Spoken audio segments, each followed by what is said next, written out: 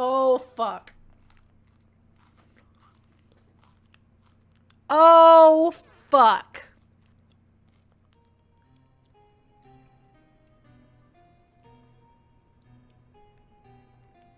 Once I'm done with this case, we can watch the live action movie. You have a heavy investment. Thank you, Emo.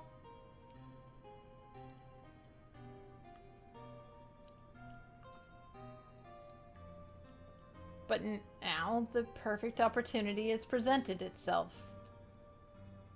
At last, I shall have my revenge. What? Merry Christmas. Well, fucking hell then. Oh, double fucking hell then.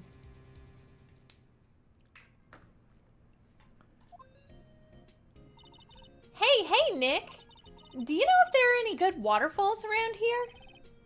Waterfalls? Do I dare ask why? Duh, Nick, isn't it obvious? I need a waterfall to stand under, preferably a freezing one. Why? Oh, is that part of your spirit medium training? Of course, except I've been slacking off lately. I need to brave the elements and be forged anew under the rushing spring waters. Okay. I don't know about any falls per se, but Gourd Lake is pretty close. Oh, darn. Sorry, but them's the breaks. Couldn't you just take a cold shower or something? Good idea! So much for rushing spring waters. Next in the news. A large, unidentified animal was sighted at Gourd Lake. The town is buzzing with excitement. Locals are calling it Gordy in a tip of the hat to Nessie, the Loch Ness Monster. Though its namesake Nessie proved to be a hoax, locals are confident their Gordy is the real deal. Boring. You were literally gonna be like, honey, take an ice bath. I mean, we could just yeet her into the lake. Can't they show real news for a change? Nick? What? The water pressure's kind of low in that shower. You want more pressure, huh? Why don't you go down to the fire department and have them spray you with the hose?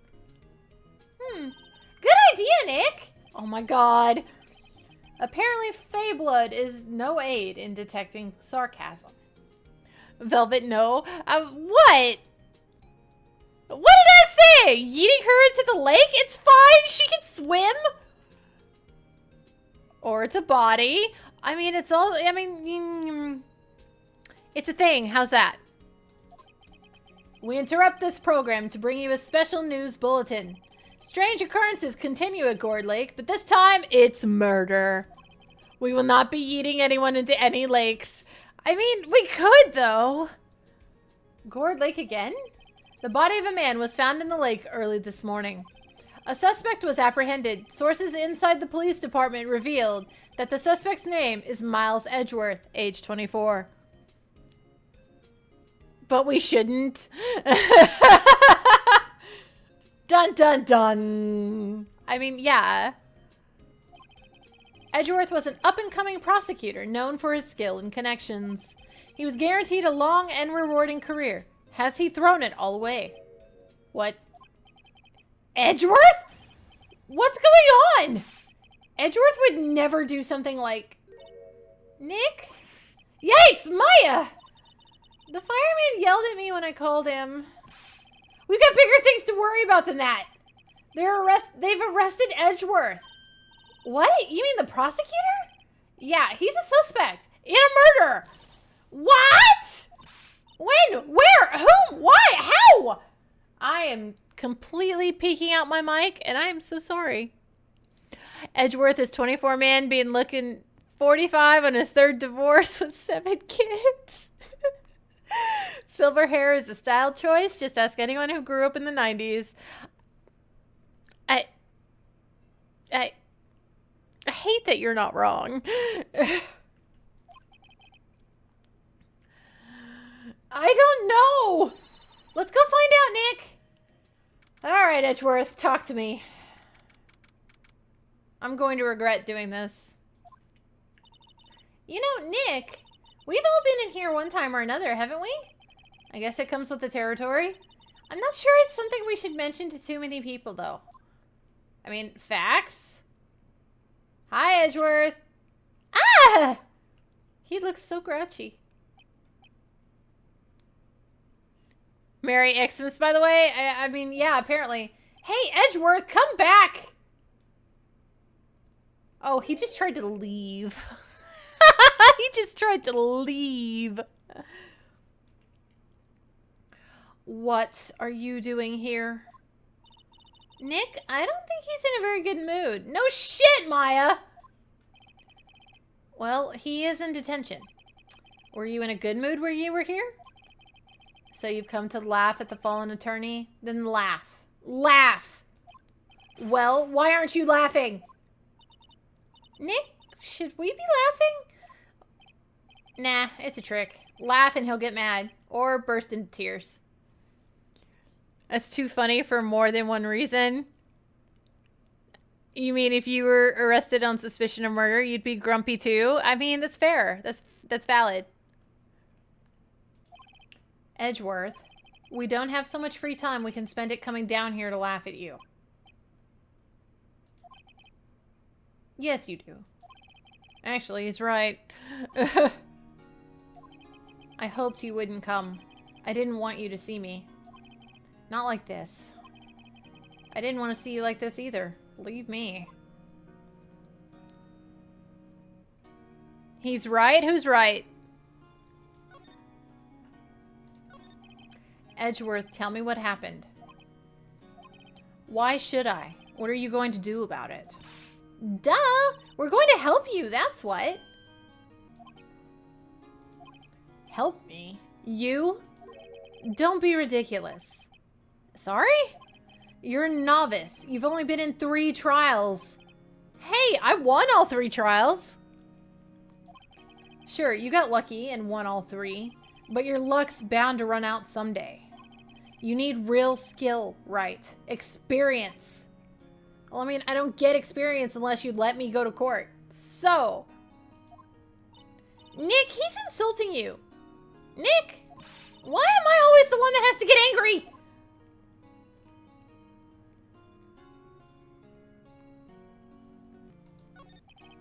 The murder took place at Gourd Lake, correct? Yes, late last night. The lake is a long way away from your offices and the courthouse. Yes, it is. Why were you down there?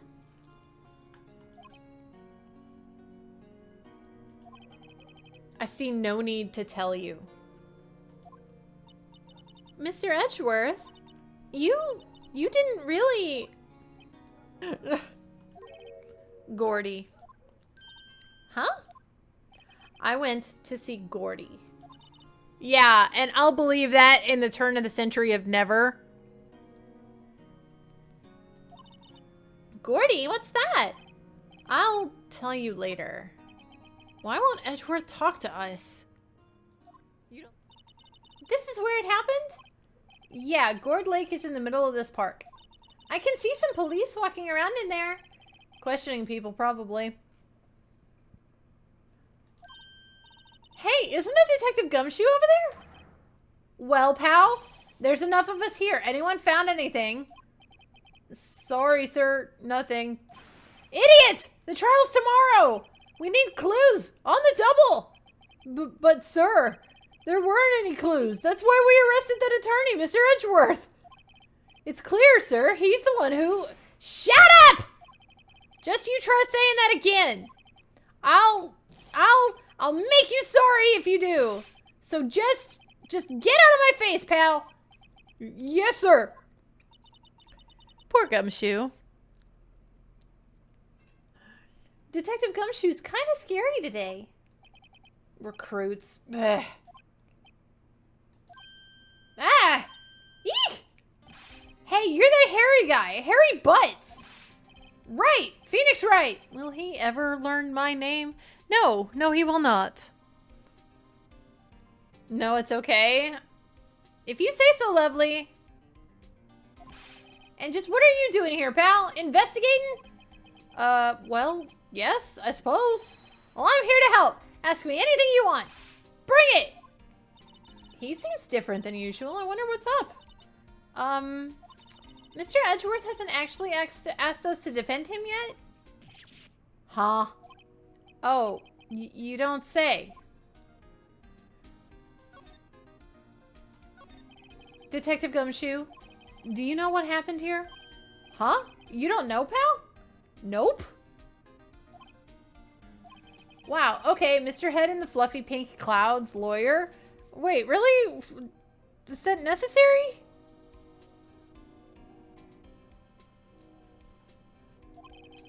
Head in the... Huh? Never mind, I'll tell you. It happened last night, about 15 minutes after midnight. There was a boat out on Gourd Lake. In that boat were two men. One of those men shot the other with a pistol.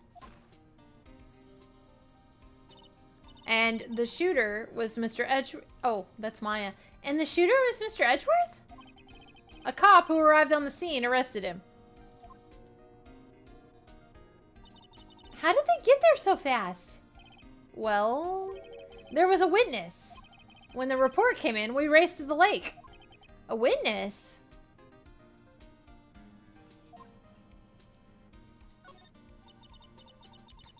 Why fluffy and pink? Why not rainbow? I don't know. Ask Gumshoe. I can't pretend to understand what goes through Gumshoe's mind. You don't think Mr. Edgeworth is a murderer, do you? Absolutely not. It's impossible. I don't care if there's a witness either. I don't believe a lick of it. Right. Who cares what the witness says? I care. You really believe in him, don't you, detective? Of course I do. But the police are pretty sure he's the killer. Nobody's even really taking this investigation that seriously. Oh no! After all the help Mr. Edgeworth has been to us, hard to imagine that no one's standing up to take his side. Well, at least you are, detective. At least you are.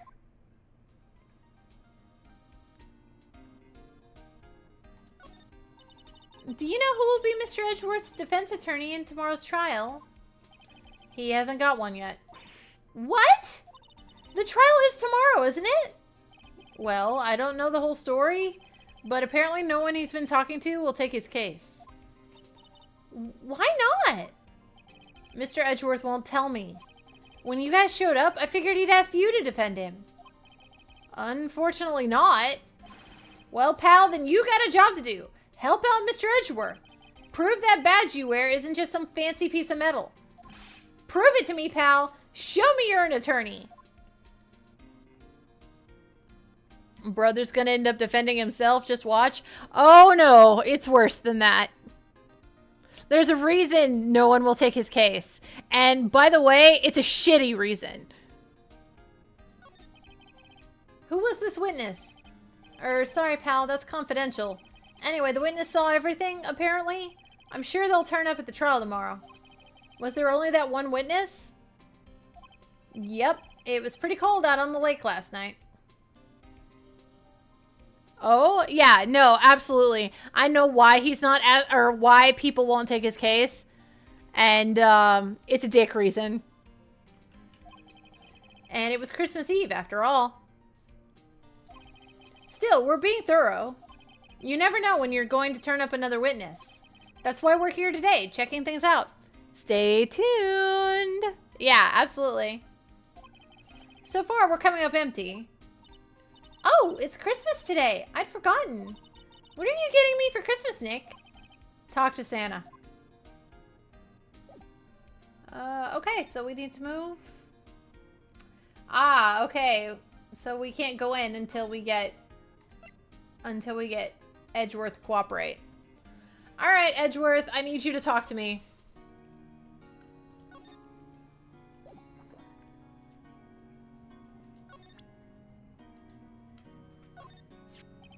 Your attorney's badge?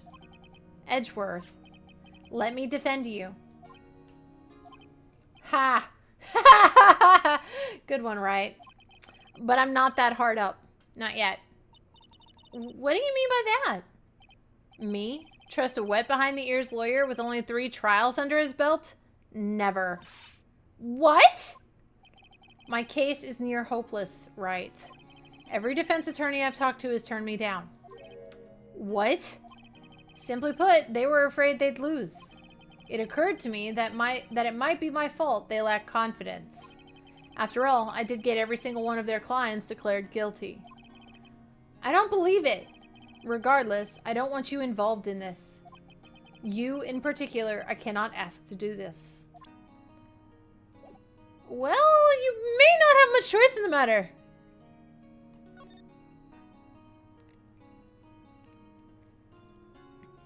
When isn't Edgeworth not doing that? I mean, that's true. You're right. Edgeworth never wants to talk straight to me because it would break his little brain if he did.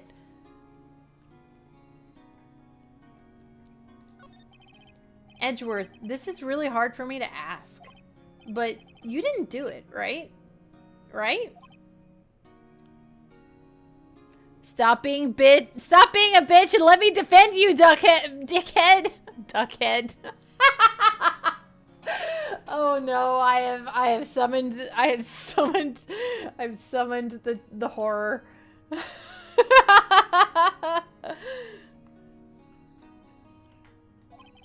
Think what you will. I have only one request. Huh? Stay out of this case. Why? But Nick is trying to help you. Duckhead, yeah. And yeah, I know, I brought it upon myself. I did. I'm getting tired, so I just, yeah. Almost 1,000 swears. Almost! I know that. But I don't want your help, okay? Why not? Look, just go away and leave me alone. Nick! Mr. Edgeworth did it, didn't he? Maya! Let's go investigate elsewhere. But Nick! Alright, Butthead is going to be an absolute asshole. Is it true? No one will take Mr. Edgeworth's case? Yeah. He's a bit of a celebrity. If you defended him and lost, your reputation would be sure to suffer.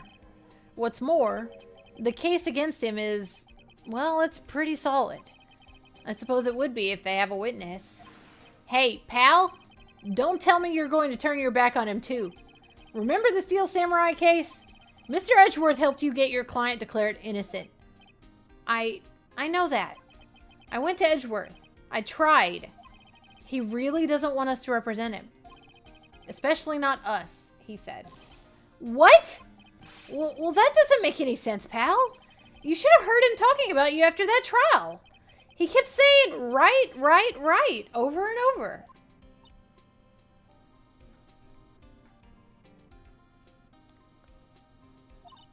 Nick? I'm not sure that's a good sign. Neither am I. Why wouldn't he want your help? I don't get it.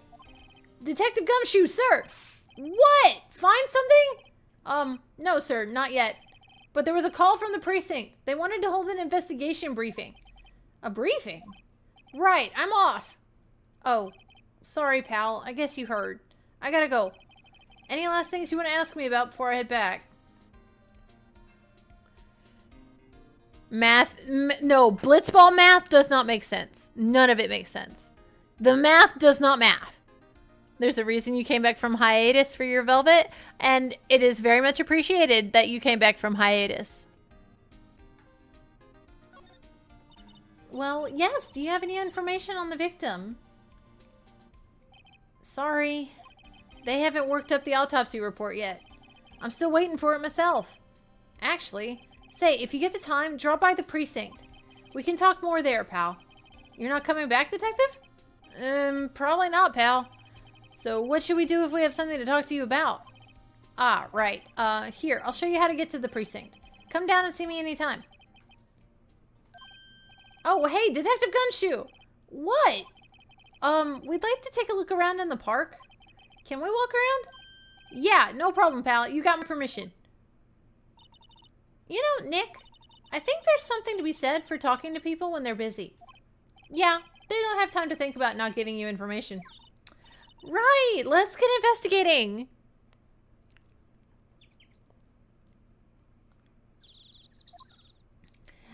And Alties, or not Alties, Husky's birds are back.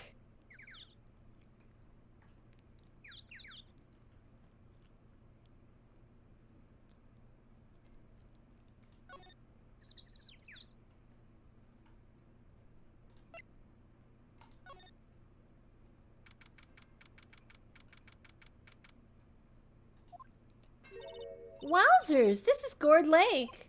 Yep. I'm not sure it warrants a wowzers, though. Probably not. But hey, look at that snack stand. Samurai dogs. I want a samurai dog, please. I bet they're great. With a name like Samurai Dog, how could they not be? They're a little behind the times, though. The kids are all into the Pink Princess now. I mean, like, you know? Nope. Burb. Huh. Someone left some poppers here. You know, you pull the string, and it goes pop. Yeah, I know the ones. You see them a lot around New Year's. Hey, Nick. They might be a clue. Let's take them. Come on, admit it. You just want to pop them, right? Was it that obvious? Poppers. Hats. Party hats. Apparently not.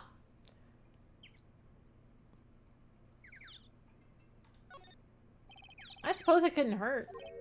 Huh? Where'd they go? Into my pocket.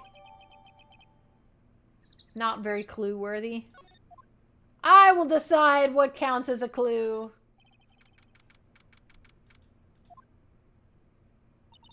I like it here, Nick. Look, someone's camping. They've got guts camping at the scene of a murder. Hey, Nick! If they were camping here last night, they might know something about the murder. That's true. Gets flashbacks to... Oh, no. Oh, the party hose. Oh. Good call, Maya. Let's go talk to them.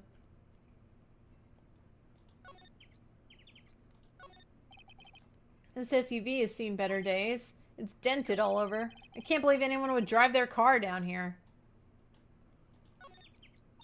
Hey, Nick! What? Don't tell me you're hungry again. No. I was just wondering, why are camping pots and pans made out of aluminum? They didn't talk about that in any of the law books. So there's no law saying they have to be made out of aluminum then.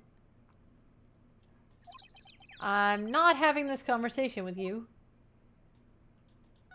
Thank you for the posture check, Demo. Ugh. There's food and some magazines on the sheet. It takes a pretty tough skin to camp out in this cold.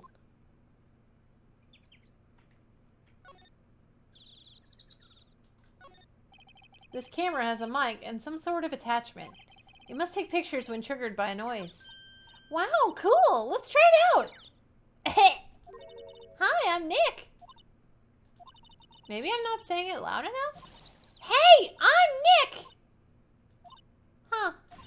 Nick! Will you stop that? Maybe it's broken. Don't kick it! Maybe it isn't set to respond to voices. Well, what then? These things? The party poppers?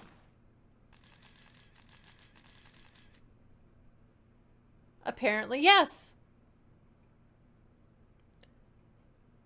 No, just lost the blankets. I mean, you know, that is also true. I don't like camping, so I wouldn't know. And I also really don't like cold. So those two things together would make me absolutely miserable. Well, it responded. Yeah! Hey, you! Get your hands off of that! Oh, God. This is the one that I get to go into drawl for, isn't it? Enjoy Lotta! Yeehaw! Fuck me. Yeehaw all the way. God damn it. You hope I'm ready. I am not prepared. I am absolutely not prepared.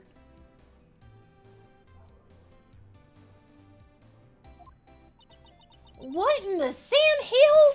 Look what you done now! There goes a whole roll of film! What? Huh? Sorry? Sorry's nice, but it don't pay my bills! Y'all know how much a roll of that film costs? I'll pay you back. What were y'all thinking setting off a party popper in a place like this? Well... What? Don't try to play stupid with me just because you think I'm some country bumpkin. Oh my god. Yeah, I know how y'all Yanks think. I say those southern folks talk with that exaggerated drawl, why they must be dumb. Well, let me tell you, just because I might be dumb, don't mean we all are. Nick, help me. And who are you now? Her chaperone? Yeah, no, rather, we're sort of friends. Just figure out what y'all are gonna say and say it for bejesus's sake. God, she's like your aunt. Yeah, no, I think any southern person with their salt has a relative like this. The southern person with ginger hair. Oh, the stereotype is stereotyping. Honestly, I think that's supposed to be more brown. But yes, the stereotype is hitting hard today. And so is my depths of my accent.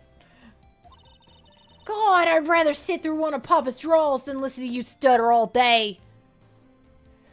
And bejesus, thank you.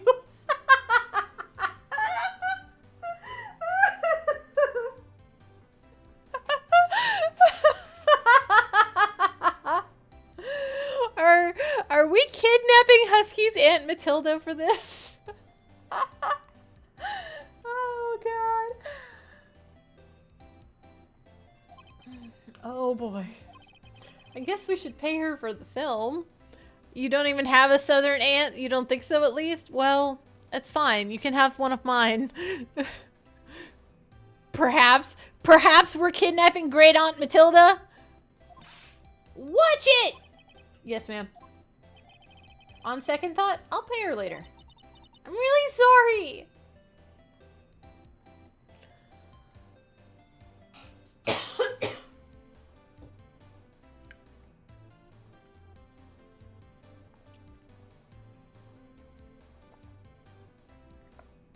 You think you're good? All right. I'll hang on to my aunts. It's fine. We have a great aunt bejesus. Oh my god, is this lore now?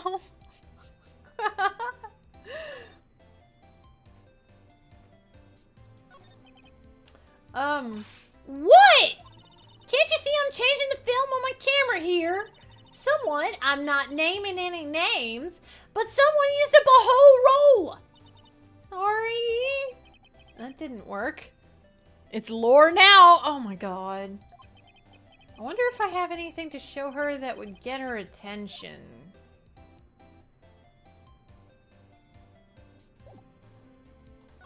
I have a badge.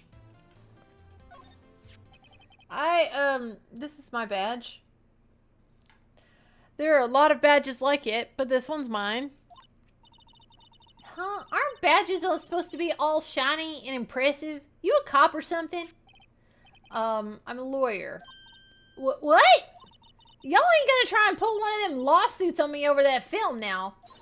Cause I'll have y'all know I'm a fighter and I wrestled meaner looking things than you. No, that's not it at all. We're here investigating a murder that took place here on the lake. A murder? Sounds cool. Why didn't y'all say that in the first place? Go ahead, ask me anything you like. Finally, some cooperation. You too. Y'all can come out of hiding now. I won't bite hard. Come to think of it, where did Maya get to? Sorry. I was feeling a little overwhelmed. The culture gap and all. Never you mind, honey. I can talk Yank for you if if it pleases you. Thank you. I think I'll be okay. Great then. I'm Lotta. Lotta Hart, but y'all can call me Lotta. I'm here for photographing meteor showers for a research project. Mighty pleased to meet you. The badge thing took you forever to get. I mean, it tells you gotta give her something. And it's literally the only thing I had. Oh yeah, when was that murder anyway? I ain't seen much television lately. It happened late in the night on Christmas Eve. That's so? Christmas Eve? A man on a boat was shot. Did you see anything? Well, let me see. A boat, you say? I reckon I might have seen one. Not sure, though. Y'all gotta remember, I've been watching this here lake for a good 3 days now. I've seen enough boats to choke a mule. Kinda hard to remember which I seen when. So, what is it you do, Lotta? You whip around the badge in so much in this case. I'm realizing that I've already used it twice. Huh? Me? Ha ha, y'all don't really want to know that, do you? Actually, I'm a research student at Country U, right in the heart of the Heartland. Wow, neat. Nick, she's a research student at a university. Country U. So I hear. So when did you come up here? Let me see. I guess it was about 3 days ago. What are you I keep wanting to use photographing, but I know that's the wrong word. Photographing. Didn't I tell you all that already? Meteors. Yep, meteor showers. Falling stars.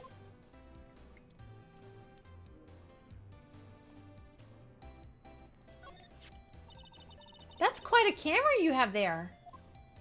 Y'all better know it. It's German made. A genuine Slungen. Solingen? Solingen?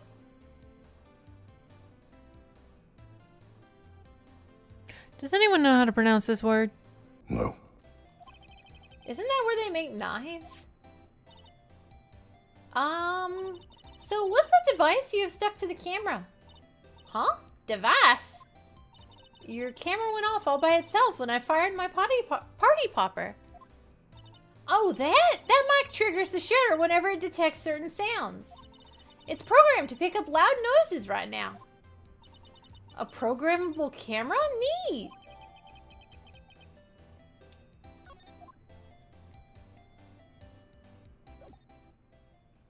Alright, boat rentals. Nick, what is this place? A boat rental shop. Closed for Christmas, it seems. I guess a murder taking place in one of the boats won't be good for business either. Boats? I've never ridden on a boat. Really? Well, how about we go on one when the trial is finished? Hey, good idea! You bet! Small boat rental shop. Doesn't look like anyone is around. They're probably closed because it's Christmas. There's more forest off that way. I doubt I'd find any helpful clues in there. There are some boats floating at the dock. Was one of these boats used in the murder, I wonder? Nick? Huh? I changed my mind. I don't really want to go for a boat ride. You guys have been running me ragged. Looks like Detective Gumshoe is in here. Something wrong, miss? Turning yourself in. Okay, what did you do? Shoplifting, larceny, public indecency? No, none of those things. We're looking for Detective Gumshoe. Is he around? Gumshoe? Oh, yeah, he's in a meeting right now. I don't think he'll be out anytime soon. Okay, we'll come back. You do that. Oh, and go straight home and stay out of trouble. No more shoplifting. You got that? Do I look like a criminal or something? Alright, so we're not supposed to be here yet.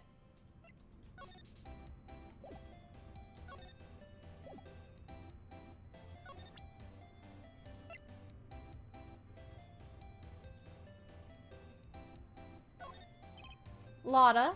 Yeah? So your camera, it triggers on loud explosion noises? Yup. Actually, the victim in the case we were researching, he was shot with a pistol.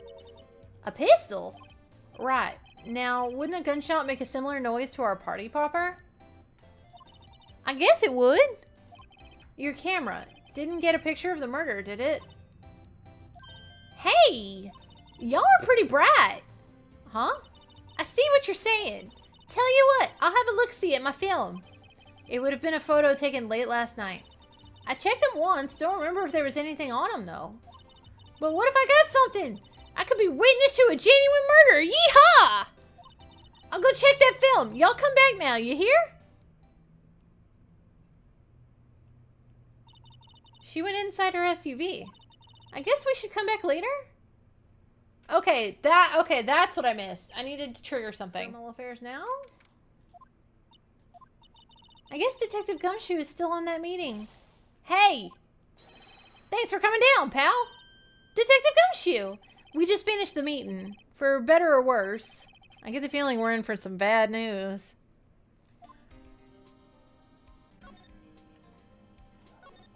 Do you know anything about the victim yet? No, still can't ID him. Has Mr. Edgeworth said anything? Not a word. So how did the meeting go? I can't tell you, pal. You're a lawyer. True. You know, I don't know what to believe anymore. Sure, Mr. Edgeworth's human, like you or me. Still, I get the feeling that if he'd done something wrong, he wouldn't go hiding it. That's just the kind of guy he is. Why can't anyone else see that? So they think Mr. Edgeworth did it. Well, the trial's starting tomorrow, as scheduled. I see. Hey, in the end, you did tell us about the meeting. Don't go telling anyone else, pal. Yes, sir. And do me a favor. Stand by Mr. Edgeworth. He needs help, and you're the ones to help him. I'm sure he's got some reason why he won't talk to us. Thanks, Detective Gumshoe.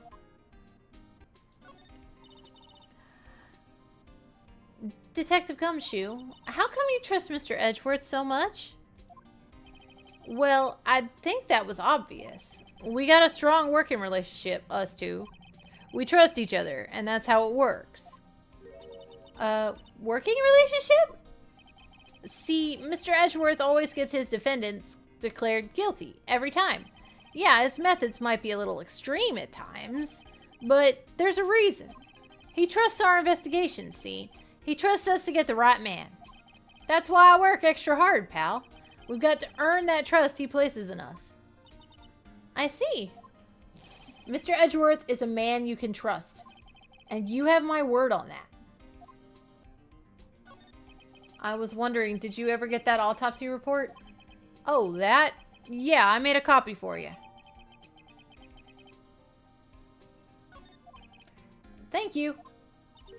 Nick? Huh. Can you show me that photo of the victim? Oh, that face. Someone you know? I don't know. I just have this feeling that I've met him somewhere a long time ago.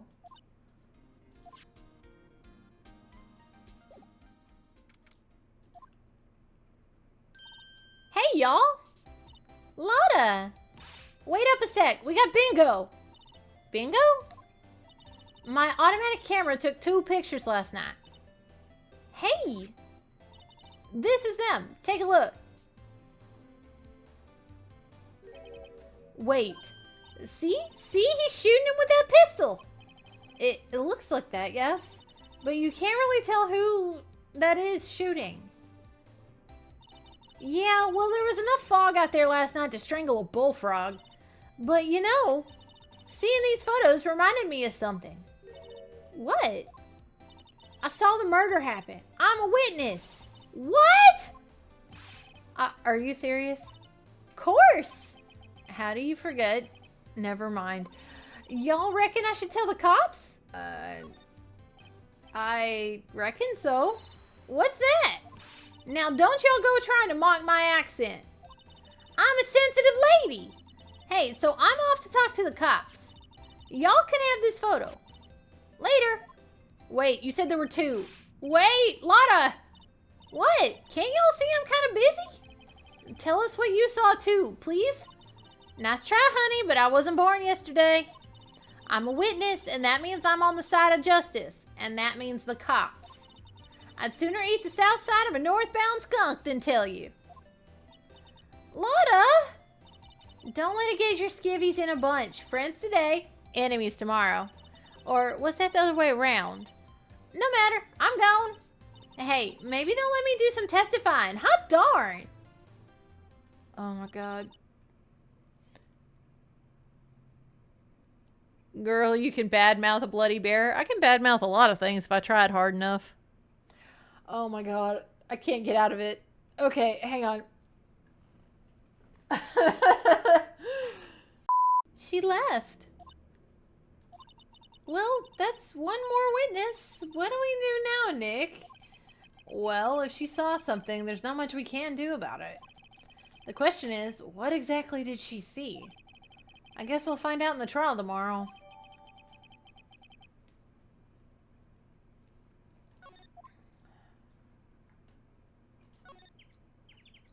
And we do have a slight other problem. Looks like the police have given up their interviewing. Hey. Ah! Nick! I think Santa's mad at you! Long time no see, Nick. Nick? You know Santa? Wow, Nick and Saint Nick! Hey, I see the connection. Don't be ridiculous. Dude, it's me! Larry! What are you doing here? Isn't it obvious? I'm working my day job. I sell samurai dogs. Want one? Gotta get money for dates, you know. My girl Kiance deserves the best. Kiance? Not another model, I hope. Oh, Kiance is a fine, fine woman, Nick. It was her idea that I wear this costume. She was all, you go, girlfriend, you know? She bought this costume for me. That's great, Larry. Wow, a Santa costume. She must be really nice. Whoa, cute. Nick, who's she? She's not my what? No, she's not. I'm his partner, Maya Fey. I'm the little sister. Sister? Wow, Nick must be tough. Working 9 to 5, having to take care of a little sister. No, I'm not Nick's sister. I'm my older sister's little sister. Huh? Sounds great. Don't worry, Maya. He's not listening. You can't with her. She isn't the brightest light. I mean, the only real smart one died at the beginning of the game. And we're sad about it. Hey, Larry? There was a murder here last night. And since you work here, have you heard anything? Nick, you're wasting your time. Last night was Christmas Eve. He was with Kiance, obviously. He wouldn't have been standing out here in the cold. Oof. Huh?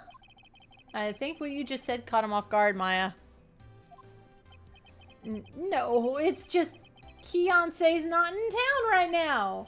She's in Hawaii on a photo shoot. A model. I knew it. How does this guy get models? Is my question. Well, anyway, there was a murder here on the lake. The trial's tomorrow. Huh. Neat. The defendant is Edgeworth. Miles Edgeworth? Nick? Why would Larry know Edgeworth? Whoa, Nick? You don't mean that Miles Edgeworth. Old Edgy? Yeah, he's a murder suspect. Whoa, murder? Huh? You know Mr. Edgeworth, Larry? Yeah, of course. Edgy was in the same class as us in grade school. What?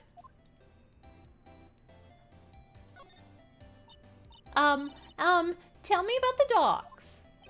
Huh? Oh, you mean the samurai dogs? Why are they samurai dogs? I mean, they kind of look gourd-shaped. Oh, well, originally they were gourd dogs, you know, like guard dogs. Ouch. Yeah, the samurai thing was Kiance's idea. Oh, she's my woman, you know. She was all, change the name and you go, girlfriend. She made me that banner. Man, the kids can't get enough of those samurai dogs. Something about that just seems wrong. Oh, and guess what? We're getting a ton of customers here at the lake. What with the big news? The big news? To be honest, you're not trying to be mean. He isn't too good looking. That's my point. I want to know how he gets models. Yeah, Gordy. Gordy? I'm just piling on more things to talk about. So, Mr. Edgeworth was your classmate, Larry? Yeah, Nick, him, and I used to hang out all the time. Wow, I never knew. Don't get me wrong, he's always been kind of a stick in the mud. Studying all the time, trying to be like father. Like his father? Yeah, Edgy's pop was a famous defense lawyer back in the day. Wow. Wait, you said defense lawyer? Yeah. Wait a second. But Mr. Edgeworth is a prosecuting attorney. What? Edgy's got a proboscis on his knee? Oh my god.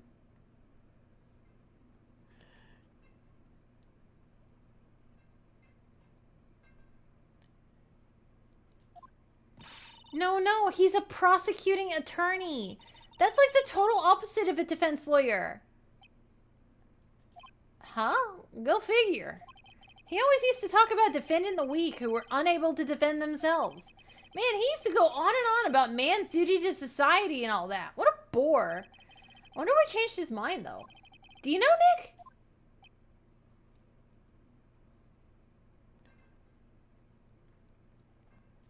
Nick? But's in a nicer way. He's a nerd. Oh yeah, he's absolutely a nerd. What's Gordy? Huh? You mean you don't know? It's here, in this very lake. A giant, mysterious monster. Gordy. Monster? Yeah. Check it out. This is an article from yesterday's newspaper. There's a photo. Wow, it's really real.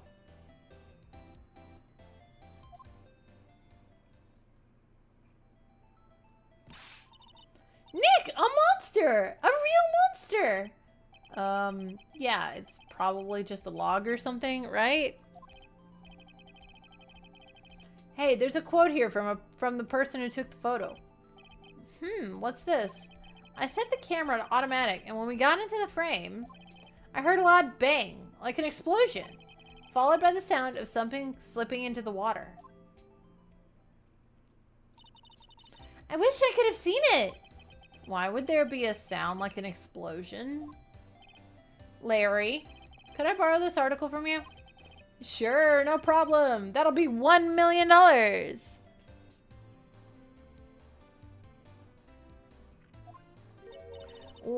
million? Grow up, Larry. What is it? Oh, nothing. Just something's been bothering me. Could you show me that autopsy report again? Huh. Hey, I remember now. This guy. He's a lawyer that was at the office that Mia worked at. I met him once when I went there to hang out with Sis. That office? Wait. You mean Grossberg's office? Right, that guy! That was the last name I expected to come up. Maybe I should go talk to him for old time's sake.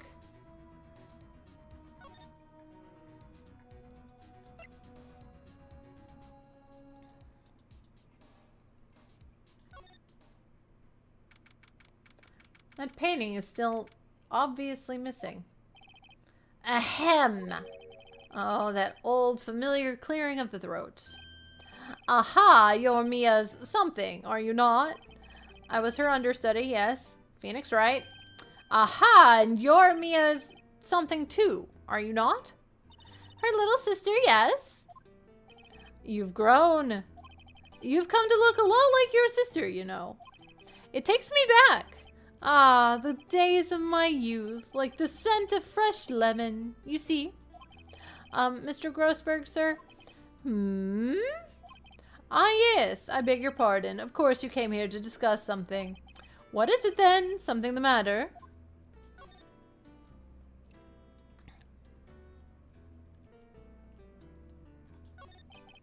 There was a murder last night. A murder? You haven't heard? I just got up, you see. Well, Miles Edgeworth shot someone with a pistol. Edgeworth? What? Who did he shoot? Well, the identity of the victim is still unknown. This is terrible news indeed. I guess he hadn't heard anything.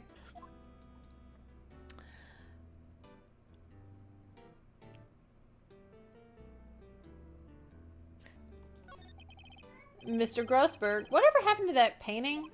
Oh, yes. I do not think it shall ever be coming back home to this office. I can't exactly claim it as stolen. I suppose it's my just desserts. Oh, bitter desserts.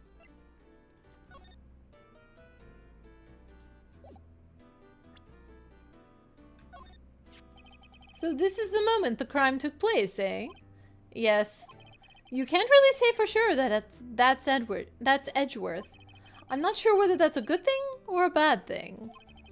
Not sure at all. My apologies. I'm not sure I can help you with that. Thanks. Alright, well, I think I've covered everything. Nope, Hammond. There it is. Who is this Hammond guy, anyway? It's a right. It is absolutely a rite of passage here to be threatened by Alti biting you. Mr. Hammond. He was the defense attorney in that case. That case? Yes, the DL6 incident. DL6? Why does that sound so familiar? Perhaps you remember? I'm sure someone mentioned it during the trial for Mia's murder. That was the incident where the police were so at a loss they used a spirit medium. Ah! Wait, you don't mean... Was that medium my mother? Yes, my dear. The spirit medium, Misty Fey, your mother, contacted the spirit of the victim. But the case was a loss. No conviction was made. The DL6 incident, yes, happened 15 years ago. A very strange case indeed. They never caught the criminal. They never caught the criminal, right? Correct. Misty Fey used her powers to talk to the spirit of the late victim.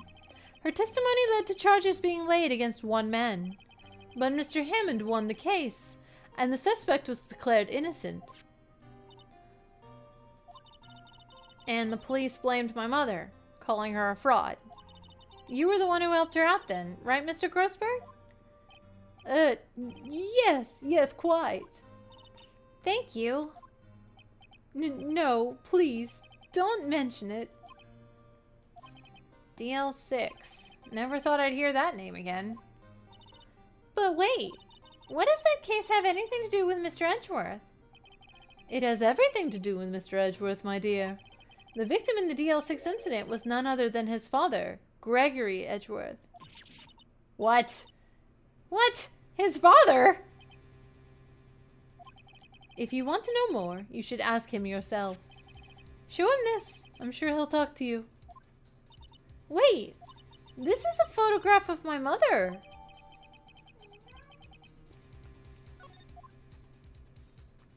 Alright. I think we've got it all. Edgeworth, talk to me. What's this? I was hoping you'd gotten my message the first time. Edgeworth, what about your defense? It's no concern of yours. Guess he hasn't found anyone yet.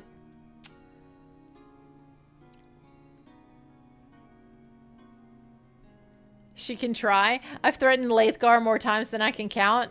Yeah, I know. The fact that Lathgar goes along with it is hilarious.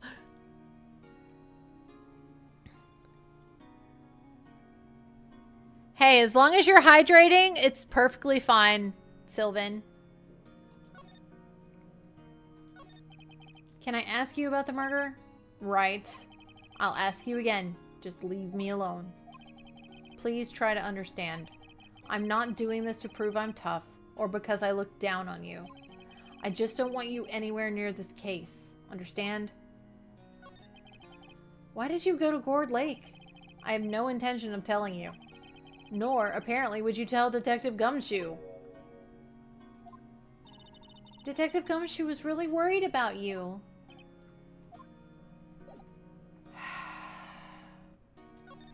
Alright. If you're going to be a butt, I'm going to slap you with this.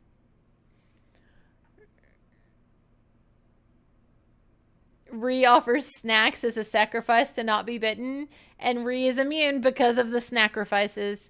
I approve. I approve of this completely.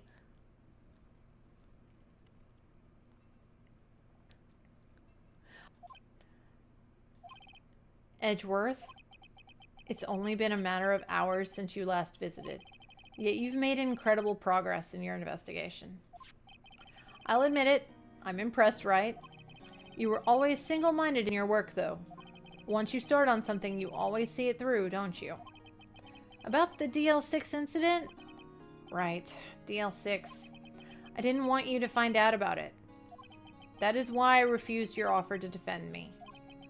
I'm sorry if it sounded like I thought you weren't up to the job.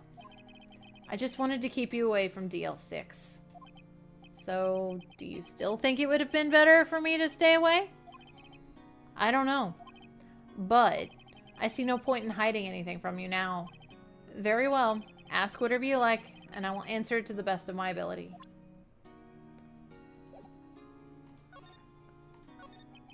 The DL6 incident was when my father died. Right before my eyes.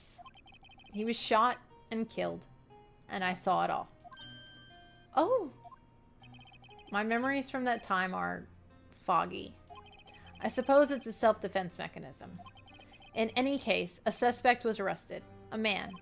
It's pretty clear he was the only one who could have killed my father. The spirit medium they used to talk to my late father said the same thing. It was an attorney by the name of Robert Hammond that cleared the suspect's name. And Hammond is the victim in the Gourd Lake murder? Correct. That spirit medium, that was my mom. What? You mean you're...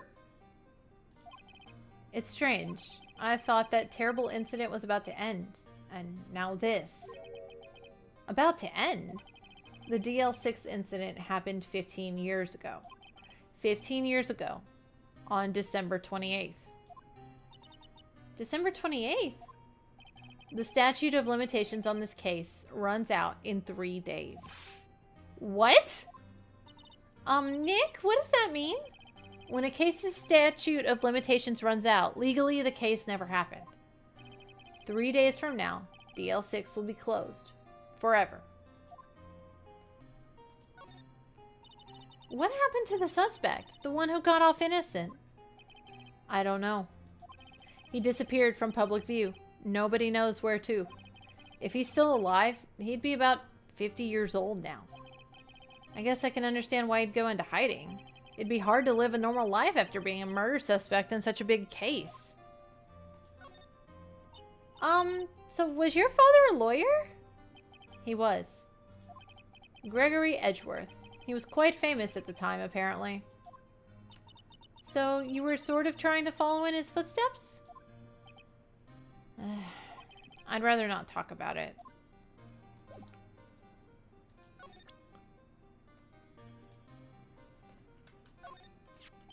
Your attorney's badge? I can't say I really want to see one of those right now. Who would have thought there'd be a photo? Edgeworth, did you shoot him? What do you think, right?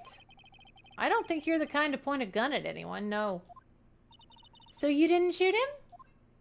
No, I didn't. It wasn't me. Right. It pains me to ask you this now. I know, you want us to defend you. I wanted to hear him say it, Maya. God damn it. Yes. Will you?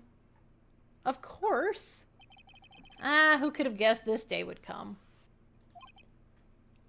Not me. This is my chance to finally pay you back. Pay him back? Pay me back? For what? I don't remember ever doing anything for you. Never mind. I guess you don't really need to know. Huh? My letter of request. Please give it to Detective Gumshoe. Well, I guess we should. Huh? What's that? Earthquake! It's a big one! What? It's going down now. Oof, that was scary. Huh? Huh? Where's Edgeworth? There! He's on the floor in a ball, shivering. I guess he doesn't do so well with earthquakes. I've heard of running, but curling up in a ball? Well, I guess we're done. Mr. Edgeworth doesn't seem like he's going to stand up anytime soon. Wow, we're just gonna leave him there! Right. We have to give Edgeworth's letter of request to Detective Gumshoe. What's going on here? Eee! What's wrong, Detective? This wild lady comes in here just a while ago. Says she came to talk to y'all after hearing what Mr. Wright had to say. What's this all about, pal? A lot of heart. Why are you going around finding more witnesses? You want to give Mr. Edgeworth a death sentence, pal? No, not at all. Just, I mean, she did see something. There's nothing I can do about that. I can't go around covering up evidence. You trying to say something about the way I do my job? No, sir. God damn it, Gumshoe. Here, take the thing and let me rest. Look what I got. Hey, you did it, pal. Glad I waited till the last minute to file those papers. I'll rip them up and start new ones for you. Thanks, Detective. Well, we'll see you in court tomorrow, I guess. Good luck, pal. Hey! You guys feel that earthquake a little while back? I was worried. Worried? We're fine. I've lived down here my whole life. I'm pretty used to them by now. Oh, I wasn't worried about you two. I was worried about Mr. Edgeworth. Oh, right. He did seem to overreact a little, now that you mention it. Yeah, well, I'm not surprised. It was a pretty big quake. I'm going to go check on him. You two go eat and get your rest for tomorrow's trial. Later. I wonder what it is with Mr. Edgeworth and earthquakes. I wonder too. He was never that scared of them when he was in school. Then again, I only really got to know him in 4th grade. He transferred to another school after that.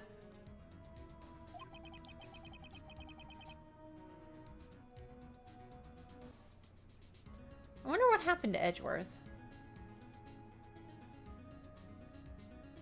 Anyway, okay, on with the chaos!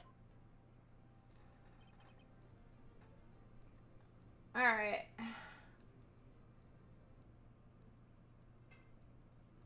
Karma? That's right, Manfred von Karma. He's the best prosecutor there is. He hasn't lost a case in his 40-year career. He's a god of prosecution, right? A god!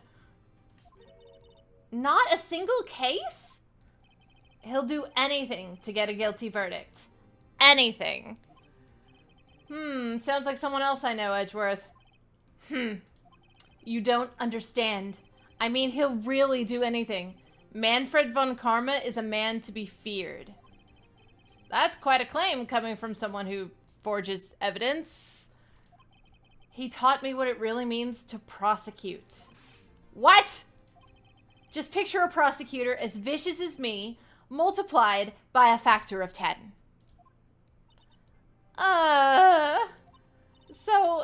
So he was your teacher then, Mr. Edgeworth? Something like that. And now he's trying to get you found guilty? What a creep! Oh, wait. Maybe he's planning on losing on purpose to help you out? Ha! No. Yeah, no. Not a chance. He hasn't lost once in 40 years. 40 years. He's as ruthless as me, times 20. That's pretty ruthless. Like I said, he's a god amongst prosecutors. I guess that's something like Mia was to me. Speaking of Mia, Maya. Uh-huh. We could really be using Mia's help right now, don't you think? Oh. Uh-huh. I can't. I'm sorry, I tried. I really tried, but I couldn't reach.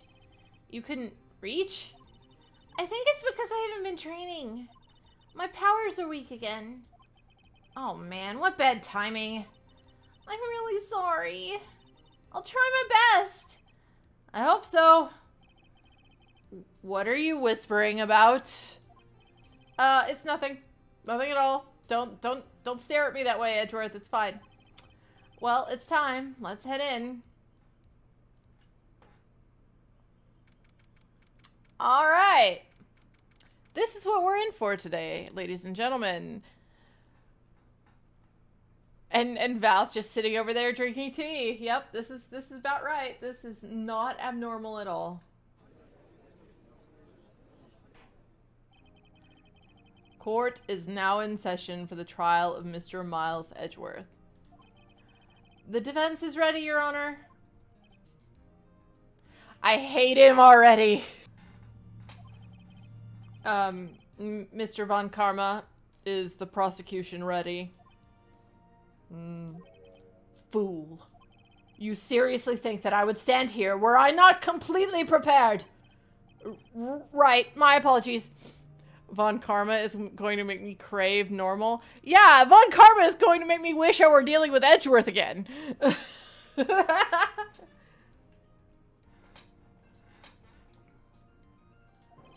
He's even got the judge scared. Very well. Your opening statement, please. Decisive evidence. A decisive witness. What else could possibly be required? Nothing, of course. That should be fine. The prosecution may call its first witness. What's with this guy? Is he royalty or something? How am I supposed to fight against this? I call the detective in charge of this case, Detective Dick Gumshoe. Okay, Gumshoe's first. Let's see how this goes.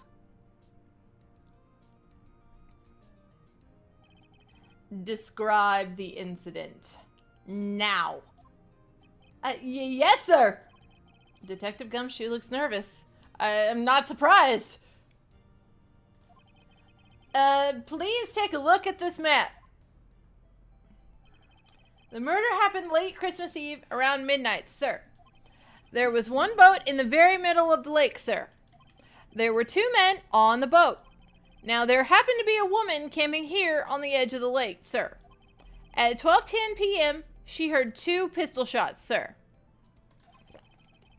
Then the boat started to move.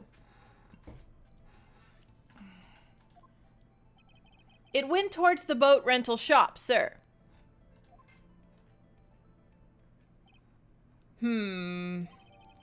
Alright, so we have the map. That's good. Testify to the court about the arrest. Now. Wait, Mr. Von Karma. Yes.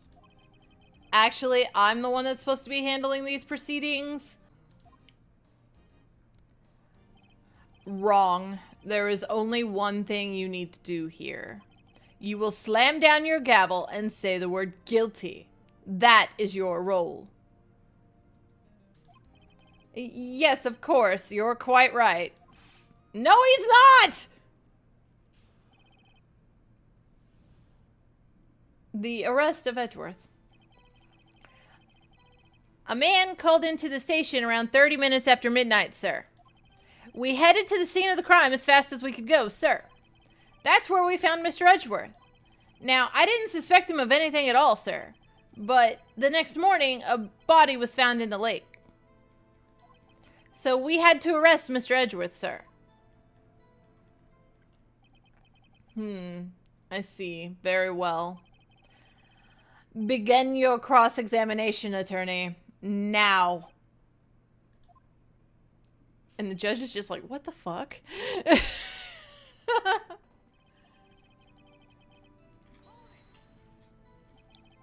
Did you find any clues on the body?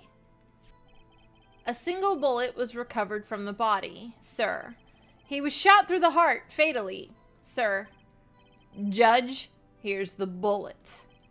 It did not strike bone, so its shape is well preserved. Very well, the court accepts this bullet into evidence.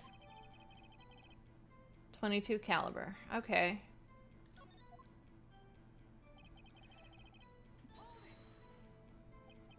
Why is that? Well, we found the murder weapon in the boat. The murder weapon? A pistol. Detective Gumshoe. That is a vital piece of information. Please revise your testimony. Right. Sorry, Your Honor.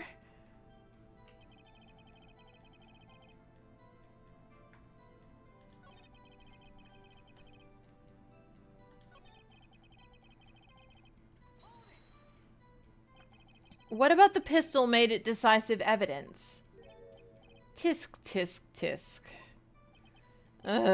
He has the same evil laugh as Edgeworth. There were fingerprints on the pistol found in the boat, sir. They were clear prints from Mr. Edgeworth's right hand, sir. What? Order! Order!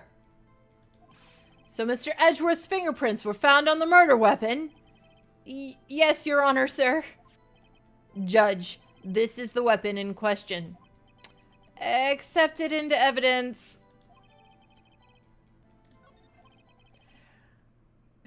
Members of the court, we now have the pistol used in the murder and the bullet found in the body. Detective. Yes, sir. Was the bullet found in the body fired from this pistol? Yes, sir. The ballistic markings on the bullet match the pistol. Hey, Nick? What does he mean, ballistic markings? Shocking! To imagine someone here does not know something as basic as ballistic markings. Nick, he's glaring at me. Very well, I will explain. Actually, Judge, you do it. Me? Okay, I know. The judge also, I've been giving kind of a deep voice, but at the same time, Von Karma is taking a lot of effort. Oh my gosh. Ballistic markings are like the fingerprints on a gun. The barrel leaves distinctive marks on each bullet it fires. You can examine these ballistic fingerprints to see which gun fired the shot. It's quite accurate. Indeed. This leads to one inevitable conclusion. The bullet found in the victim's heart was, without a doubt, fired from this pistol. This pistol, which as you may recall, was covered with the defendant's own fingerprints. Order! Order! This is bad. This makes it look like Edgeworth did it. Well, Judge, I'd say it's almost decisive, yes. Honestly, I could declare a verdict at this point. However, I will break you. You wish to hear the witness speak, no doubt. Very well. I am somewhat fatigued, so I will take a brief break. I will call my witness after the recess, which will last 10 minutes. Judge. Yes? What are you doing? A 10-minute recess now. But wait, Just bang your flimsy gavel and get on with it, man. Yes. This court will take a 10-minute recess. I feel so bad for this guy. Who's running this court anyway? Oh, shit. Edgeworth, what's going on here? Your fingerprints were on the murder weapon? And that foggy photo makes one thing clear. The only one who could have shot that man was the person in the photo. True. Was that you in the boat? Yes, it was me. What? But you must believe me, I didn't shoot him. Then who did? I don't know. You don't know? Weren't you right there? Edgeworth! You're giving me nothing. Why? Think you've got this. I heard a gunshot from very close by. Then the other man fell from the boat. I can't say why, but I thought at the time that he had shot himself. You mean it was a suicide? That's the only explanation I can come up with. How am I going to convince anyone of this? Say, Maya. Huh? What? Any progress with Mia? Oh, sorry, it's no good.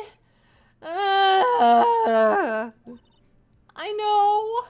I'm no good for anything, am I, Nick?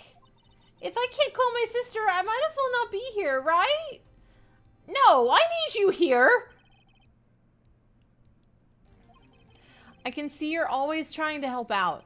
Even if you don't actually help, it's the thought that counts, right? It's okay, Nick. You don't have to make me feel better. I don't know anything about trials or defense. What's more, I'm a spirit medium who can't even contact spirits. Aw, everyone has their off days. It's okay. I mean, I've just been getting lucky lately. But you never know when my luck is going to run out. Really? Whoa, right? Don't jinx this case any more than it already is. It's bad for my heart. Oh, sorry. Oops. You gotta be a big boy and learn how to lawyer on your own. Court is now back in session. Mr. Von Karma, call your witness. Wow, my voice just died, didn't it? My throat just was no. Oh, okay. Yes, of course. Will Miss Lotta Hart take the stand? Oh, crap. I'm about... Oh, God. I just realized what I'm about to have to do. I am going to have to go back and forth between Von Karma, myself, and Lotta Hart. And I hate life choices. Lotta Hart, you are a research student at a university. That I am. Good. Begin by telling us what you saw the night of the incident.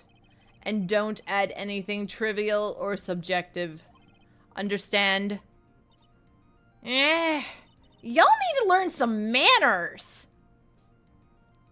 I will break you in half. Understand? Yeah, I understand. Jeez. Very well. Your testimony, please.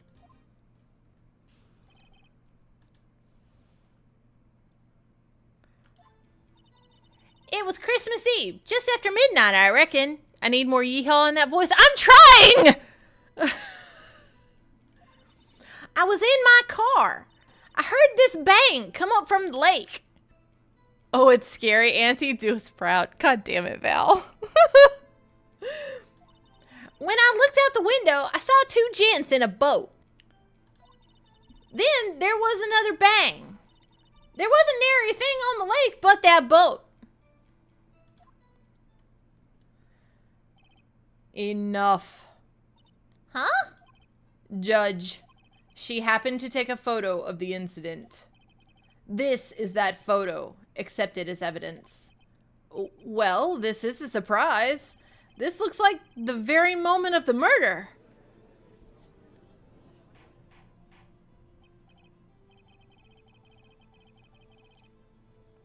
Order! I will remove people from this courtroom if I do not have order immediately. As the witness has testified, she looked at the lake when she heard the shot. There were no other boats on that lake. So the man in the boat with the victim must have been the one who shot him. Yes, it was the defendant, Miles Edgeworth. Order! Order! Order! I will have order! Well, Judge, the evidence is decisive. I have very little doubt about this case. Very well, this court finds the defendant... Objection! Wait, Your Honor! I haven't cross-examined the witness yet! A cross-examination? Hi, Fuss. Yes, hello. We have photographic proof. What question can there possibly be? This photo is worth 1,000 words, and they all read guilty. You lose. Or, do you claim to have found a contradiction in her testimony? Fucking hell, we're going straight to the penalties, aren't we? Very well. If you have to, you may cross-examine the witness. You will only flounder and ask meaningless questions. You will fail to find anything. And then I will have you held in contempt of court. Nick? Contempt? Contempt of court, you know, I guess I understand. Well, what are you going to do? Do you really think there was a contradiction with the facts in her testimony? I mean, there has to be, otherwise I'm fucked. I think I noticed one little thing. Wow, I'm impressed, Nick. I didn't notice anything. Right, let's take him on. Yeah, I got a bad feeling about this.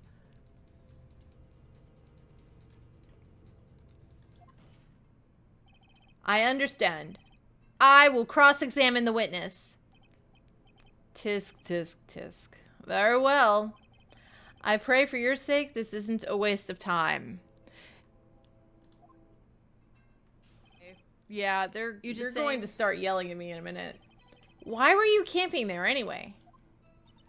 I'm a research student at my university. I was taking pictures to use in my research. What research? This all sounds suspicious. Miss Hart? Hi, Fuss. Is there a reason you're on my desk? Could you be more specific about your research? What does the witness's motive in camping by the lake have to do with this case? The answer is nothing. I object to this line of questioning. Objection sustained. Wait now, I'm the one who says that. Well then say it already! Objection sustained. Thanks for nothing, Your Honor. Fuss, no! How am I doing? Yes, hello, my Fuss.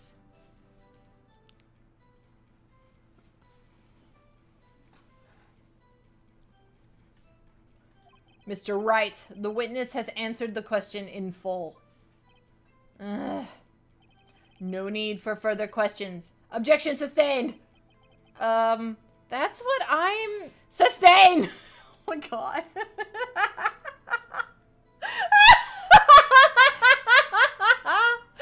Oh my god. Yes, of course.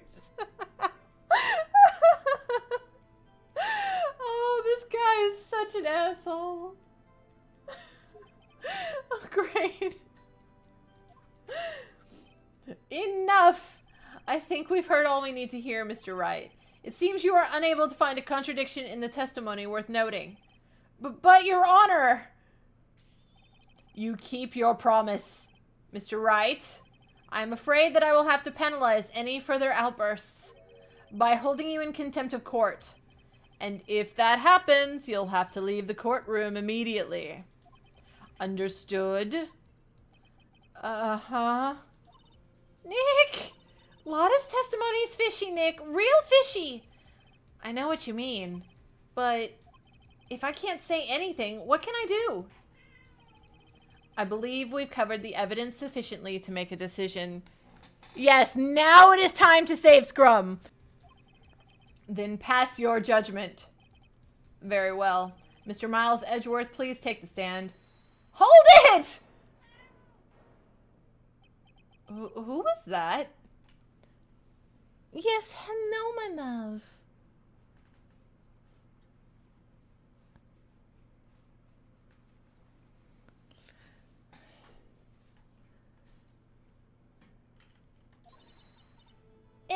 It was me, Maya. Is something wrong? Do you need to use the facilities? No, I do not. Lotta Hart, your testimony stinks. It's unclear whether you were actually looking at the lake. It's highly doubtful you actually saw Mr. Edgeworth. Hi, Fuzz. Tell us the truth. This is a matter of life or death. Lotta, Did you really clearly see Mr. Edgeworth that night? Fuss is being extra today. Yes, she is.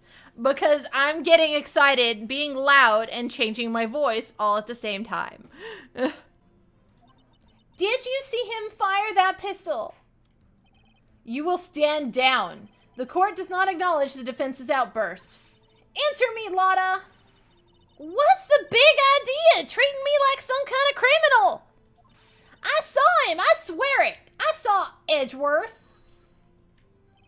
Enough, Judge. Declare the defense in contempt of court. Yes, of course. I'm sorry, but you were warned. Guard, escort Mr. Wright out of the courtroom. He is in contempt of court and must leave. No. No! Wait. Oh, thank you. Wait! I was the one who made the outburst, Your Honor. Nick is innocent. Ha! What's the difference?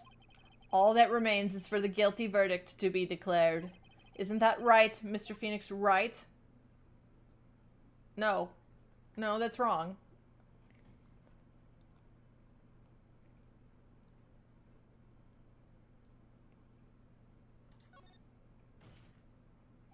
Wrong. What? Did you hear what Miss Hart just said? She said she clearly saw Mr. Edgeworth. That was not in the testimony. That changes her testimony, and I have a right to cross-examine her again.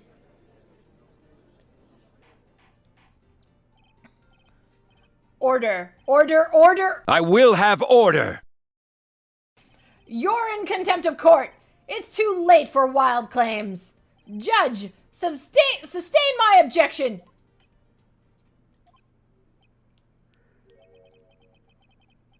I'm sorry, Mr. Von Karma, but I cannot. What? Miss Lotta Hart has made a new testimony. The defense does have a right to cross-examine her again. But he's in contempt of court! No, I am! If you're going to arrest someone, arrest me! Very well. Maya Fey, you will leave the courtroom immediately. Nick, I did what I could. You have to do the rest. Good luck. Maya. That's right. Maya's been arrested twice. I care not for this melodrama. Listen well, Mr. Wright. I do not tolerate badgering of my witnesses. I'm running out of time. Yeah, I noticed you don't tolerate badgering. You also don't tolerate proper proceedings either. So, you know, fuck you. I'd better find a contradiction here or else. Mr. Wright, begin your cross-examination.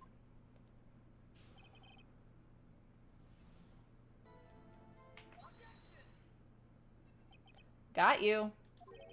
Got you, Miss Hart. Finally. Oh, what? You got what? Look at this photograph. The photo I took? The photo I took? The very same. There's something I want you to see in this photo. It's quite clearly visible. The fog, Miss Hart. So? So? This picture was taken with professional, high-quality film, correct? Yet, even it could not capture the faces of the men on the boat. Yet you claim you saw Mr. Edgeworth. How? What? Oh, what? Mr. Wright has a point. That's why I told her not to say that in her testimony. Please. Yet now she has said it, Mr. Von Karma. How could you possibly see Mr. Edgeworth? Explain yourself. Miss Hart? What? Could you see the defendant that night? Of course! I said I could, and I meant I could! Then please testify as to the circumstances of your sighting. I did it! I finally found a hole in Von Karma's carefully vague testimony.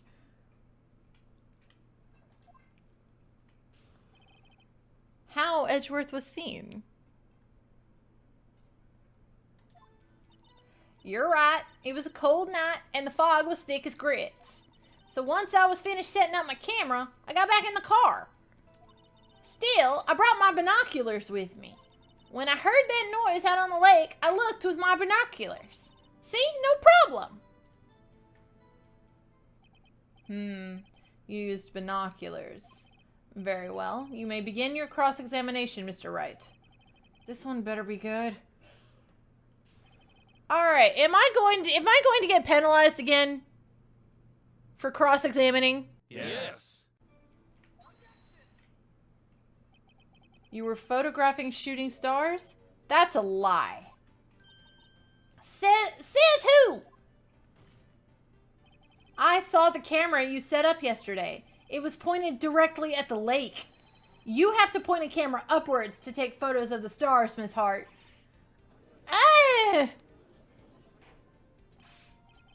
Mr. Wright, what are you driving at? The witness was not at the lake to photograph shooting stars, Your Honor. Nah. Well then, what exactly was she photographing? Your Honor, take a look at this. What was Miss Hart trying to photograph at the lake? I knew this was the setup for her motivation. I just wasn't sure which order it had to go in, okay? Miss Hart, this is what you were trying to photograph. What's this, a newspaper article? Gordy? Ah, the sighting at Gourd Lake. Well, Miss Hart? I never heard of no lake monster. You got proof or something? Let's see you prove that I was down at the lake trying to photograph this Gordy. You set up your camera for sound.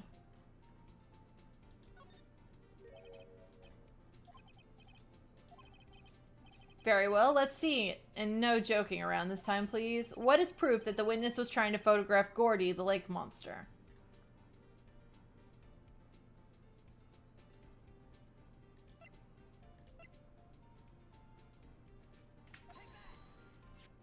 The proof, Miss Hart, is your own camera. Ah! Your camera was set to take photos in response to loud noises, correct? Thus, this photograph here, taken when a gun fired on the lake. And here, this article about Gordy. According to this article, Gordy made a loud noise when it emerged. Well, you were trying to photograph Gordy, weren't you? That's why you would set your camera to respond to loud noises. Order! Order! I see. I too thought it was a little strange. Yeah, sure you did. Well, Miss Hart, you were camping there to try and take a photo of Gordy, weren't you? Yeah, not bad. Are all you lawyers that smart? So smart, boy. I was down there trying to photograph Gordy. You got me. So what? Huh? That don't change what I saw now, does it? Exactly. What you just used several precious minutes of our time to prove is nothing more than that the witness is an idiot who thinks monsters exist. Hey! But as she so succinctly said, so what? It changes nothing. Not true! You were hiding the whole thing about Gordy for some reason, I know it. But what could it have been? Whatever it is, I'm getting to the bottom of this. Miss Hart, why did you hide the fact you were searching for Gordy from the court? Please revise your testimony. What side is Scary Auntie on? The Scary Auntie is on the side that gets her the most attention. Right. Fine, I'll testify. It won't change nothing, though. Something will change. It has to. And I'm going to spot it.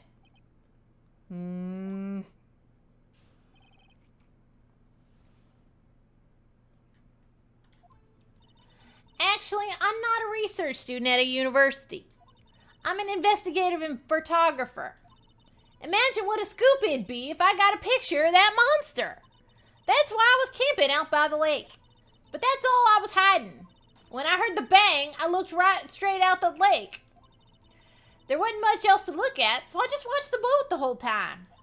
Then I saw a flash near one of the man's hands, and I heard another gunshot. I was looking right at that boat the whole time, crossed my heart, and hoped to fry. Well, Mr. Wright, you may cross-examine the witness. The witness's testimony is unchanged from before. Whether she is a research student or photographer has no bearing on this case. There is no need to waste more of our time with another pointless cross-examination. Bullshit, sir! I claim the defense's right to cross-examine the witness, Your Honor. Von Karma's up to something, I know it. He doesn't want me to cross-examine her because... Why? Was there a contradiction? Very well, you may begin the cross-examination. You seem sure of yourself. You must have something in mind. Ha, that would be a first. Very funny. You understand that this is your last chance at a cross-examination, Mr. Wright. If there is no problem with the testimony this time, we will let the witness leave. I will announce my verdict at that time, Mr. Wright. Understood? Yes, Your Honor. Oh, fuckleberries. Miss Hart, were you really looking at that boat? What's with you? Of course I was looking at the boat. It was the only thing out there. Any normal person would look at it. I agree. Any normal person would.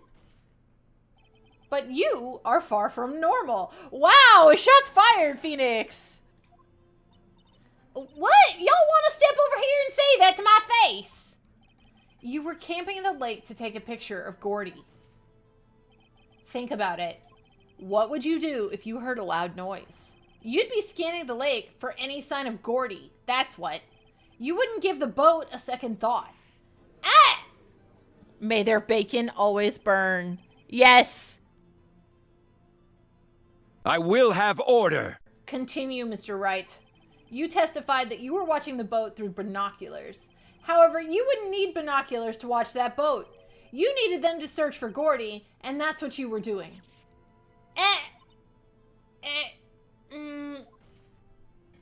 Well, now that y'all mention it, I did sort of take my binoculars and kind of scan the lake a bit.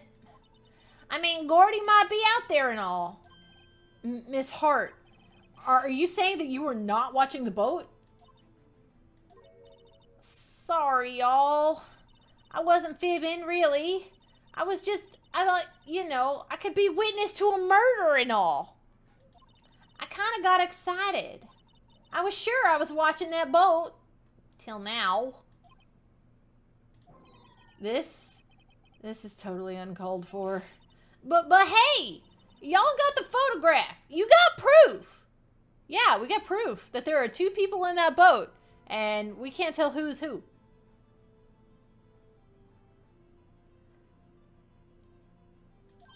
Right. That's why I took this photo and... Witness, that's enough. You've had a long day. Shut your pie hole. Shut my what? What was she going to say? She took the photo and what? Wait a second. She even had a photograph to prove it, sir. But you really can't tell from the photo who's shooting, sir. That's why she said she's going to enlarge the photo, sir. She said it'll drop the quality a mite, but you should let us see who's who, sir. She enlarged that photo. Why won't Von Karma let her show it? I've got a hunch. I bet that enlarged photo shows something bad for Von Karma. Miss Hart, look at this photograph. You enlarged this photograph, did you not? Yeah, I did. Why has that enlargement not been presented to the court? Because it does not exist. What are y'all talking about? You were the one who told me not to show it in court in the first place. Yo, fool. Should we consider a save counter? No. What's the meaning of this, Mr. Von Karma? Miss Hart, show the photo to the court. Show us the enlargement.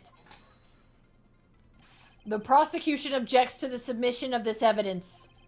Objection denied. If it's that safe heavy, do it anyway. No, Maple! Maple, don't you dare! No! The witness will show the enlargement to the court. Here you go.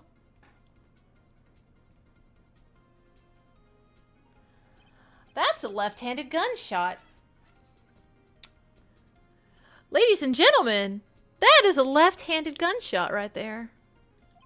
Regardless, I will accept this as evidence. Happy now, Mr. Wright? Yes, very much so. Lefty, not a righty. Exactly. You asked for the enlargement, you got the enlargement. And little good it has done any of us. That is why I requested she not show it. I suppose this means that the cross-examination— oh, no, you don't! Is over, obviously. Oh, no, you don't! Then I would like to close the cross-examination of Miss Lotta Hart. And none too soon. That was a flagrant waste of my time. Mr. Von Karma, do you have anything to add? I stated everything I needed to when this trial began. Decisive evidence. A decisive witness. What else could possibly be required? Nothing, of course. Then I believe it is time for me to declare my verdict. Wait, it's not supposed to go like this. There has to be a clue in this photo somewhere. There is! Let me do the thing! This is bad, real bad. What should I do? Your Honor, there is something decidedly strange with this enlargement. What might that be? Because Von Karma cheats. Mr. Wright, you will show the court what you mean. What about this photo is strange?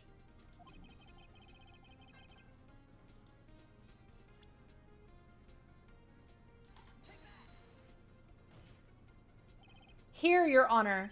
The shooter? I'm not sure I understand. What about the shooter is strange? Look at the hand holding the pistol, Your Honor. The hand? That hand directly contradicts another piece of evidence. This man's left hand does what? Let me show you. I'll show you the evidence that this left hand contradicts.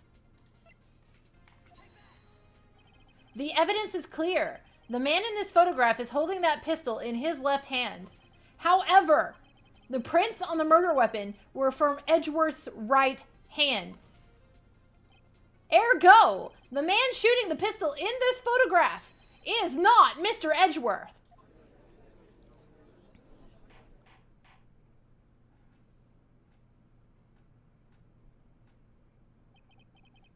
Now that everyone in the courtroom has quieted down, I would like to reconvene this court of law. Mr. Wright. Yes, Your Honor. So much rabbling. I mean, yeah. Rabble in everywhere. Wait, are we done with Lotta? Not quite yet. You've given us definitive proof today. We now know that it was not Mr. Edgeworth who fired the pistol that night. However, this leaves us with a rather large problem. If Mr. Edgeworth didn't do it, then who shot our victim? Precisely. As we have seen, there were no other people on the lake that night. Who but the defendant could have shot the victim? There's only one explanation remaining. The man who shot the victim was none other than the victim himself. Order! Order! So you are saying that the victim committed suicide? Yes, Your Honor. I can think of no other explanation. Indeed, that does seem to be the only remaining option. I am so very, very sorry, Mr. Wright. But suicide is out of the question. What? An examination of the victim's wound reveals the distance at which he was shot.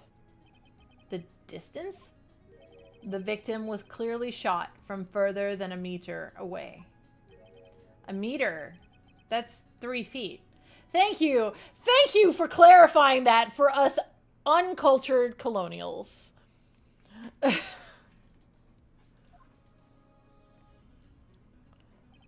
There is no way that it could have been suicide.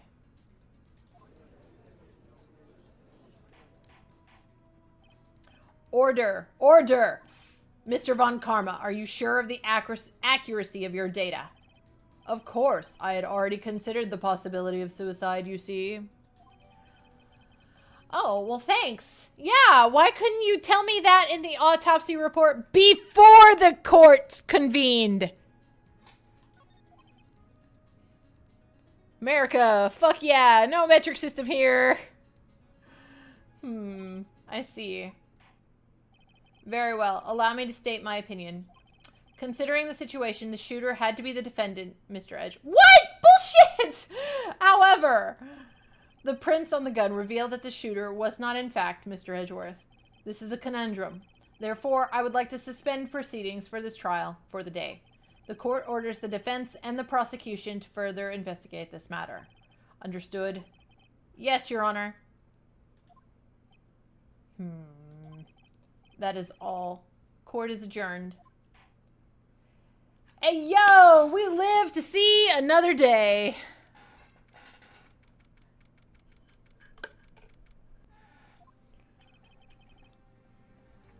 Whew, that was a close one.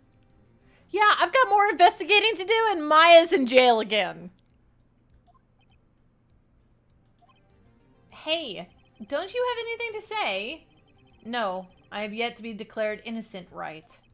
Well, yeah, but what happened out there on that lake anyway? If he didn't commit suicide, then who? The shooter was about a meter away, too. What? Don't give me that look. I did not kill him. I was just kidding. Look, I'm going to go check on Maya. Oh, right. What? Tell her something for me. What? Tell her to watch what she says in court. That's all. Would it kill you to just state how you really feel with a thank you, Edgeworth? Yes, it would apparently kill Edgeworth to show basic human courtesy. Yeah, no, it took us almost 2 hours just to get through that. I requisitioned a transcript of Lotta's entire testimony. I thought it might give me some ammunition for the trial tomorrow. Of course, she didn't see the shooter, so the only part of her testimony that stood was the bangs she heard.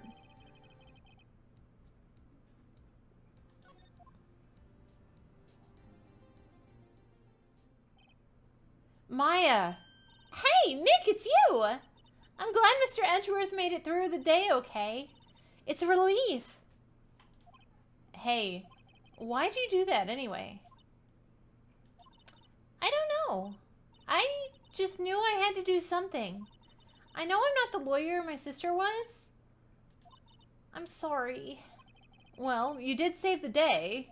Just behave from now on, okay? Okay.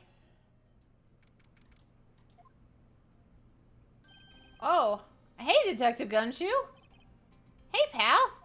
The trial today, Yeah, what about the trial? Well, I was going to say good show, but it wasn't really all that. Though you did save Mr. Edgeworth, I guess. I just wasn't sure how to thank you, sir, you know? Thanks. Alright, Gumshoe, what have you got for me? Detective Gumshoe? Any idea what strategy Von Karma is planning for tomorrow? It sounds like he's bringing in another witness, sir. Another witness? Oh, right, he said something about that in the trial today. There were 2 witnesses. I was wondering who that other witness was. Who was it? Sorry, sir. As much as I'd like to, I'm not at liberty to divulge that information. Right. Oh, right. I wanted to ask you something about Edgeworth. What's up, sir? Is he afraid of earthquakes? I never heard anything about that before. Mr. Edgeworth doesn't talk about himself too much, see? But there's one thing that's clear as day. Him hating crime the way he does, and him becoming a prosecutor, and him being scared of earthquakes, it all started with that incident, sir. The DL6 incident? Yep, that's the one, sir. 15 years ago, when he saw his father shot before his very eyes. He still feels the pain now. You can see it in his eyes, sir. I wanted to talk to you about Maya. Huh? Oh, she's not out on bail yet? That's strange. I told them to let her go as soon as they had their report written up. Man, I don't know what would have happened in that courtroom today if it weren't for her, sir. Seeing her get dragged out by the bailiff?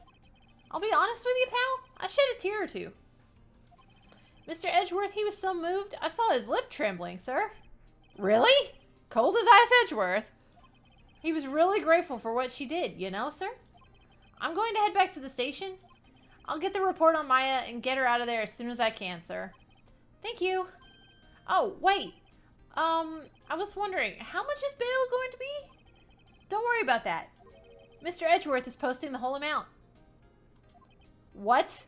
Edgeworth? Didn't I tell you, sir? He's grateful to her for what she did. Alright, pal. Well, don't forget to go pick her up, okay, sir? Maybe I can get Edgeworth to pay him this month's rent, too. Yeah, because that's gonna fly. Hey, Nick! You finally came! They just finished the paperwork. I'm free to go. Free at last, huh? Those interrogators were really mean. They were like, okay, what did you do this time?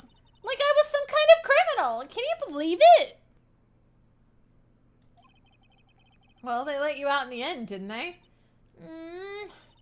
Oh, that reminds me. Thanks for bail. Thank Edgeworth. Huh? He posted bail for you. He said he was grateful for what you did. Mr. Edgeworth did that? I have to make it up to him. We got to win this case, Nick. There aren't many cops around today, are there? They're probably back at the precinct working up the case against Edgeworth. Hey, y'all. Oh, God. Hey, it's Lotta. Y'all really did it today. What did we do now? No, I'm not complaining. See, I did a little thinking. A little self-reflection, you might say. I realized that being a witness is a mighty big responsibility. But I just went up there and started blabbing any old thing that came to mind. Lotta, so you see, I want to make it up to y'all. Make it up? How? Kidding. Lotta, what do you mean by making it up to us? Well, you see... Actually, I got a bit of information for you. What? That Von Karma didn't want me to say nothing about it. What information? Now we're getting to the heart of it. See, I reckon we might be able to do ourselves a little exchange. Exchange? I thought this was to make it up to us? Right.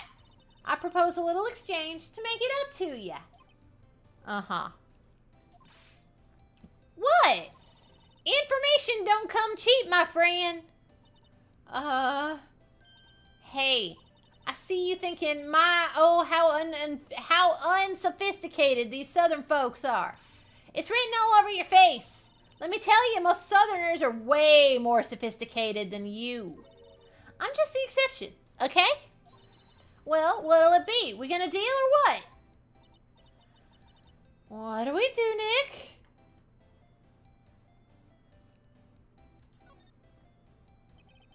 We don't have any other leads, so I don't think we have a choice here. Okay, how much? Huh? You completely off your rocker? I may not be sophisticated, but I'm not trying to rob the poor. Huh? The only fair exchange for information is information. Listen good. What I need from you is information about Gordy. Whoa, Gordy? But Gordy doesn't, Gordy might not exist. Then bring me proof that shows he don't. I'll be keeping watch from the car, okay? You see something, y'all come to me first. Got it? Okay. Right. See y'all later. Okay, Nick. Let's get hunting. Hunting? You don't seriously mean. Gordy? I sure do. What about Edgeworth? We're searching for Gordy for him, Nick. Don't you get it? Okay, and how exactly do we search for a make-believe monster?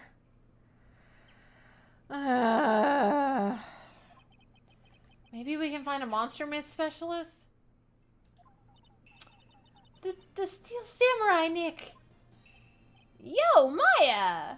Larry, what the heck is that? Oh, it was my girl Keonce's idea. She was all, if you like, put this here. It would be, like, really cool. Dude, she gave it to me along with the banner. Wow! That's real impressive she could find those for you. Well, she knows a lot of people. And that show's finished now, so she got them for free. Right. Curses you. Hey there, pal. What's up? You look out of sorts. Wait, you didn't go and do something that's going to hurt Mr. Edgeworth's case again, did you, sir? What do you mean again? Whatever, have a seat, pal. I'm here for you if you need anything. Besides money, that is. Uh-huh. Say, Detective Gumshoe, do you know Gordy? The monster down at Gourd Lake? Not personally, no.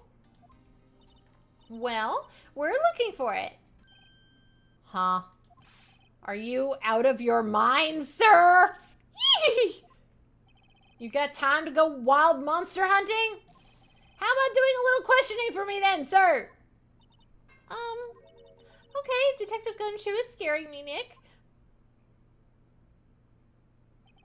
I told Detective Gumshoe about the deal with Lotta. Nick, try telling him sooner next time! Sorry.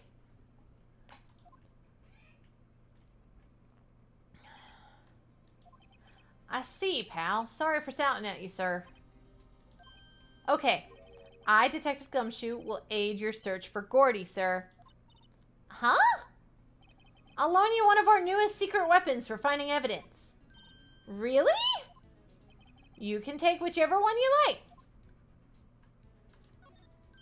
Okay, give us the goods. Hold on now. Everything in due time. First, let me show them to you. These are our best and brightest. Introducing secret weapon number 1, Missile. Missile? He's a canine police dog, still in training. Missile, Missile, here boy. Oh my god, he's so cute. I would die for Missile. I would kill for Missile. If anything happened to Missile, I would destroy the world and then myself for letting anything happen to Missile. Y'all just a little extra on that, okay? Here he is. Hey, he's cute. Look, Nick, cute dog. A cute dog. And this will help us how? Borf. Next, secret weapon number 2. A fishing pole. Here, this is my own personal pole. Detective Gumshoe, we're looking for a monster. Yeah. How are we supposed to catch a whole sea monster with a fishing pole? Never know until you try, sir. Okay, this next one is the last one. No, please, I'm already overwhelmed by our choices. Secret weapon number 3. A metal detector. Here. Detective Gumshoe, we're looking for something alive. Right? How are we supposed to find it with a metal detector? Hey, you never know, sir. It might have been eating soda cans. Well, which will it be? I can't make up my mind, Nick. They all seem so perfect. I can't make up my mind either for the totally opposite reasons. Oh, well, I suppose it can't hurt to borrow one of them.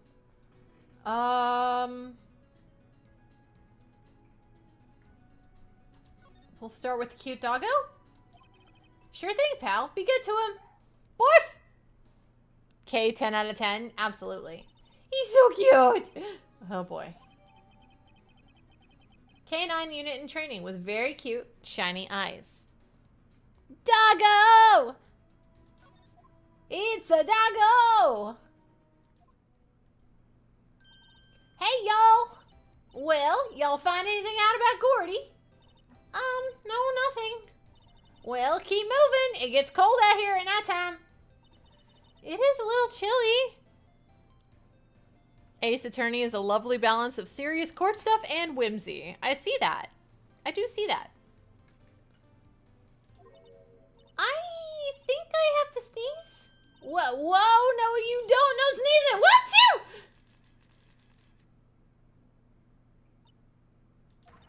I told y'all no sneezing.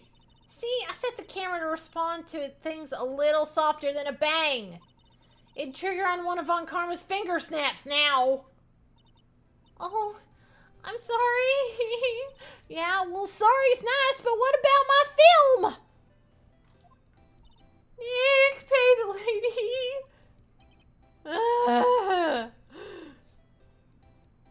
You said no, and then the ad you got started singing no, and you were very thrown off.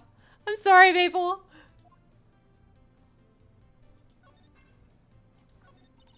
I learned something in today's trial, that's for sure. Testifying is serious business. That's why I decided not to talk about that case anymore. Huh? Whoa, didn't you say you had information about the case? Tell us that, at least. Like I said, I'll trade it for the dirt on Gordy. What are you going to do if Gordy doesn't exist? I'll quit being an investigative photographer. What? After all, I only have one photo to my name so far. Was it a good one? You bet. A UFO. A UFO? Anyway, if I can't get a career making photo this time around, then that's it. I'll quit and go back to school. Huh? So you really are a university student? Yeah, well, I'm taking a break for a bit. Right. Wait, we just went through this.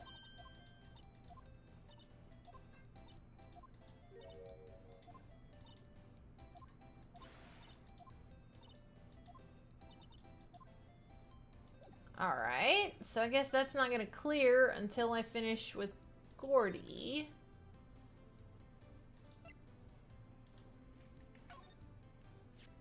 Hi, Lotta! Oh, cute! He's yours? He's a canine police dog. His name's Missile.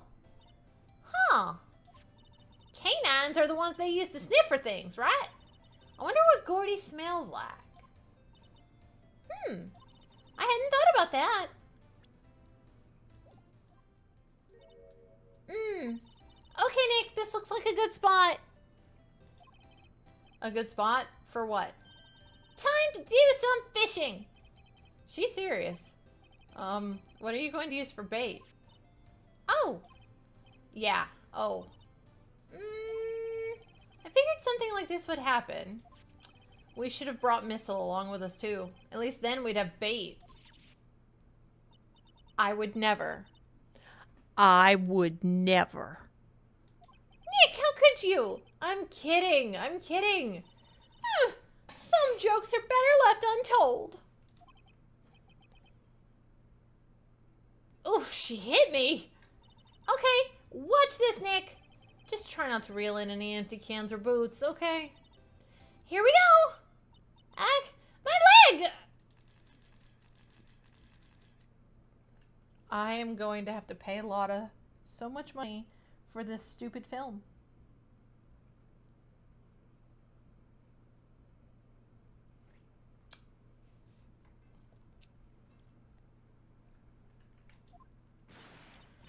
Hey! What are you doing? Sorry, Lotta. Don't tell me y'all are on some film company's payroll. Nick, pay her. My poor wallet.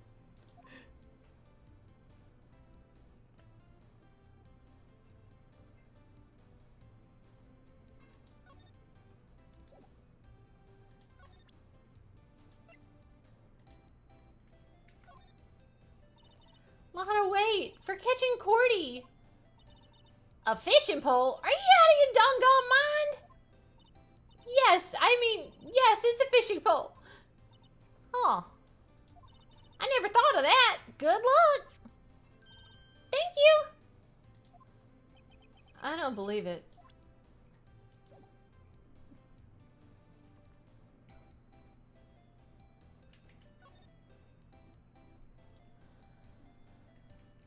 Am I done with the fishing pole? Was that literally all I needed to do? Yep. There it goes. Oh, that's a terrible sound. Nick! It's beeping! The metal detector's found something! Sure is loud enough about it. Whatever it is, it must be in those bushes. Go check it out, Maya. Why do I have to check it out? Nick? Look! Huh? An air tank? Huh. The valve looks broken. I thought it was Gordy. Maya, first of all, why would Gordy be in the bushes? And second of all, why would a metal detector react to a sea monster? Oh! Huh? There's something wrapped around this air tank. It looks like a string of flags. Well, we might as well take it with us now that we found it. It's heavy. Air tank of dubious value.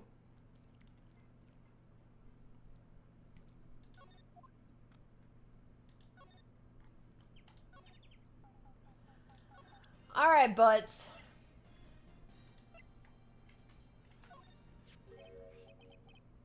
What? An air tank?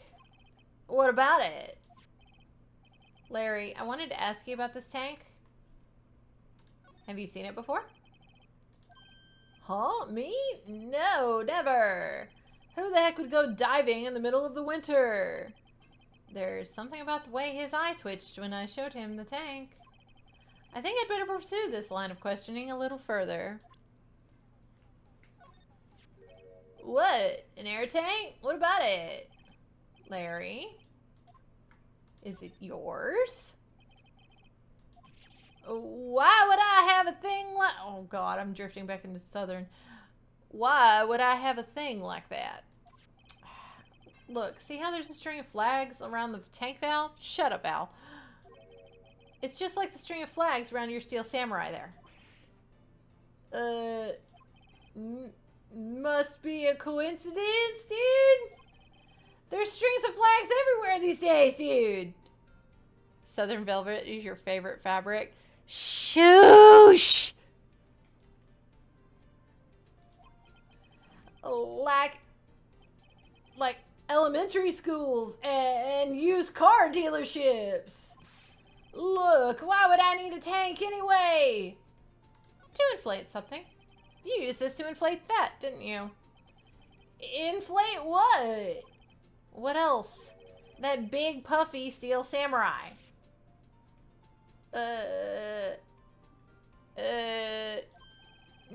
Now why would you go asking? Yep, I'm slipping. I can't hold okay, I can't hold surfer dude apparently. If it's just the word dude, I can do that all day. Dude. I can do that all day. But any other words, apparently, I can't hold it. Well, looks like I hit the nail on the head. Right. Yep. Actually, see, the compressor I always used was on the fritz, dude. So I tried using the tank to inflate it. Just once. And, it didn't go so well. As I suspected. It didn't go so well? Yeah. Do you think you could be a little more specific? Come on. Look, it's embarrassing, so I really don't want to talk about it, dude. Tell us.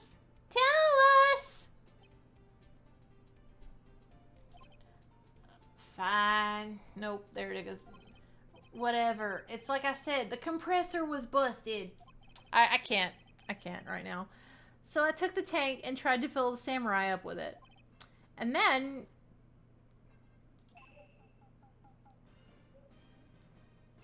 the valve busted open and made this incredible noise. Larry is Southern now. Deal with it. I refuse. No! Don't clip that. And that tank there took off like a rocket. And it took my poor deflated steel samurai with it. What? Off into Gourd Lake? It sure scared me out of my gourd, that's for sure.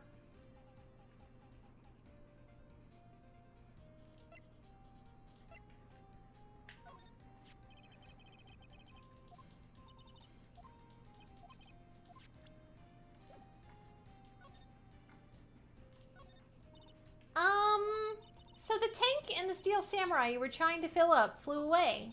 What happened next? Well, all that happened on the 20th or so. The 20th? That was a week ago. Now, as far as I could see, the tank went flying out into the lake. So I went out every night in a boat looking for it. I mean, Kianse gave me that steel samurai after all. And when did you find it? Just the night before last. It flew way out there. It took me 4 whole days to find it. The night before... The night before last was the night of the murder. Sorry for not telling you, Nick. Actually, I was here on the night of the murder. But you see, I went home before midnight. So you didn't know about what happened? No. That's too bad. It's not all bad. We've solved one mystery at least. A mystery? Maybe we should go tell her. It was almost Christmas!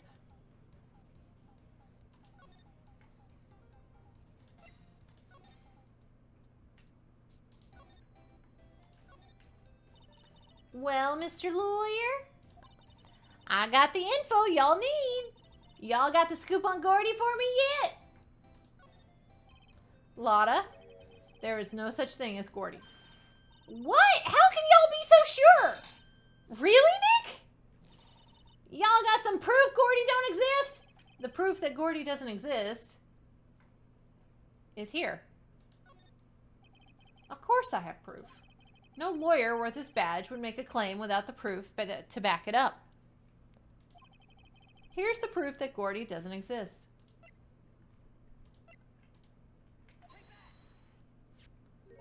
Larry's air tank? What are y'all doing with an air tank? This is Gordy.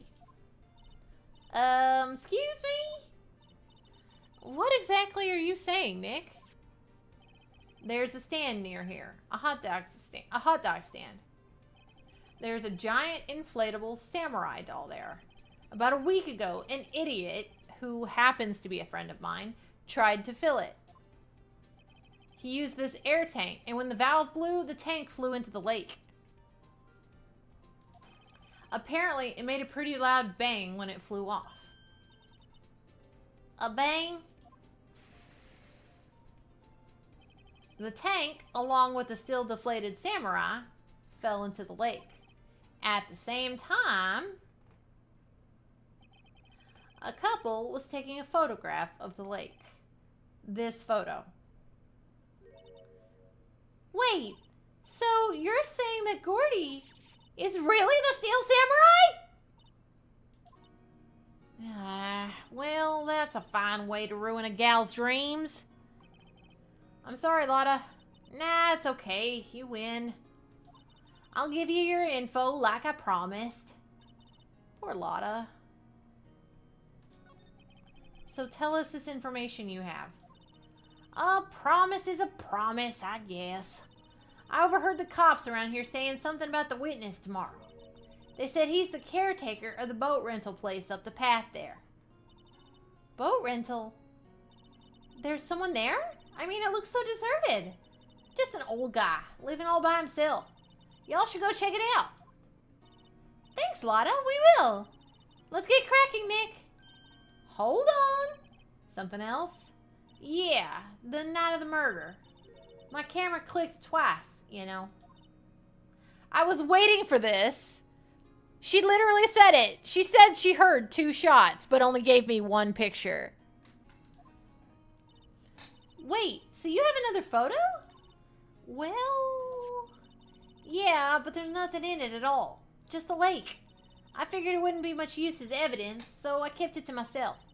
Well, it might not be helpful at all, but here, take it.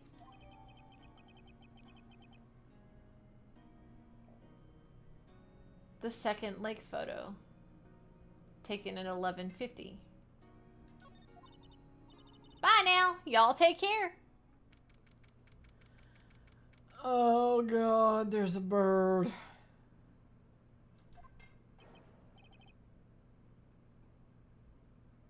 No, I am not reading any more old man lines. I'm not. I hurt. I will read this normally and you guys will deal with it. Fired. Meg, that you? I can do normal voice. Hey, is that Keith with you? Where have you two been? I've been worried sick. Nick, you handle this. I think I'll leave this one up to you, Maya. Meg! Yes? Finally made up your mind, have you? My mind? You'll run the pasta shop when I'm gone. Pasta? Glad to hear it, glad to hear it. You make your old man proud. When you kids left the house, I didn't know what to think. How am I supposed to keep this place running, an old man like me? Polly, the kids are home. Nope. Hello, hello, Squawk. Nick, what was that? A parrot? The one on that perch? Keith! Yes? I leave the wet noodle in your capable hands, Sonny. Oh my god. The wet noodle. Oh my god. Nick, what's the wet noodle? Based on the available evidence, I'd say it's the name of his pasta shop. That's a relief, isn't it, Polly? Hello, hello, Squawk. Yep. He fell asleep. I guess he's relieved.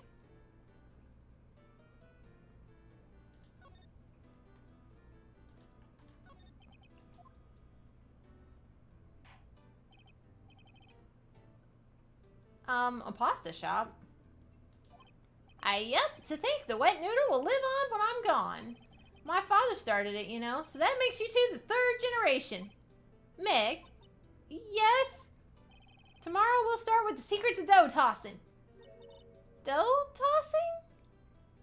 Very reliable witness we got here. Oh yeah, completely and utterly.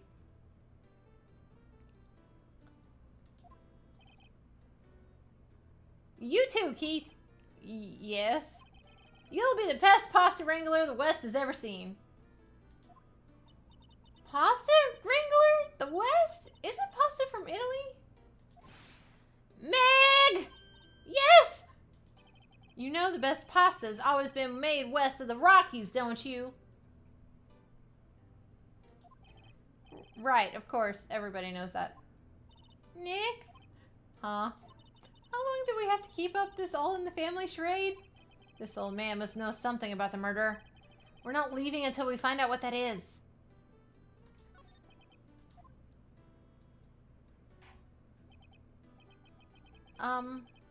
This is a boat rental shop, right? What are you talking about? This here's the Palace of Pasta, the wet noodle. You want to hear Velvet voice a great... What? A great what? It's a burb. I'm scared. I'm just going to sit here and be scared now. Though now that you mention it, we haven't gotten many orders for spaghetti lately. All the kids come up and say, "Yo, dude, we want to ride in one of your boats." That's why I keep them boats out there.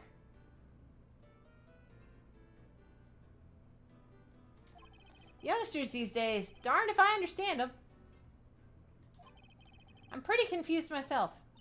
Nick, this isn't going anywhere. But this old man is the witness tomorrow, right? We've got to find some way of getting information out of him.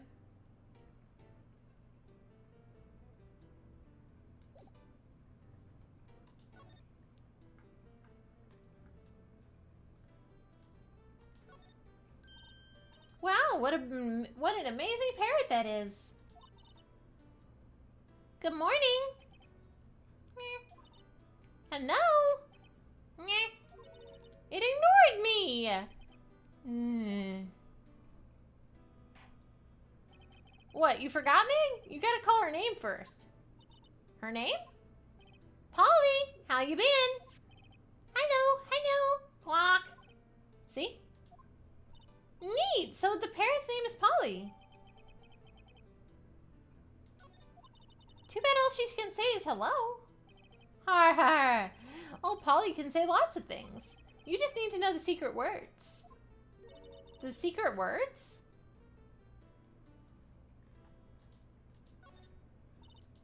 Polly, Polly, what's your name? Polly. Quack. Hee cute. Maya's found a new friend.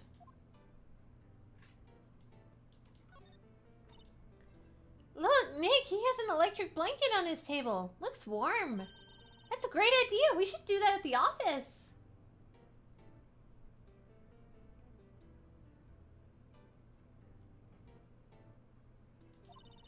We can sit down with our clients, snug and warm, and drink hot cocoa. And what? Talk about murderers? Oh, you're a party pooper, Nick.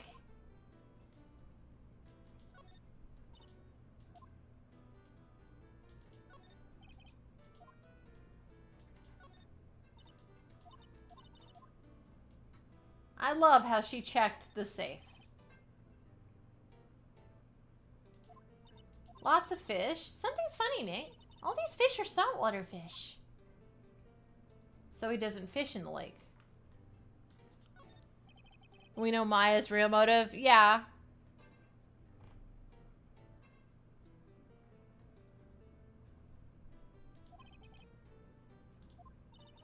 You're forgetting, Nick. He's running a pasta shop here.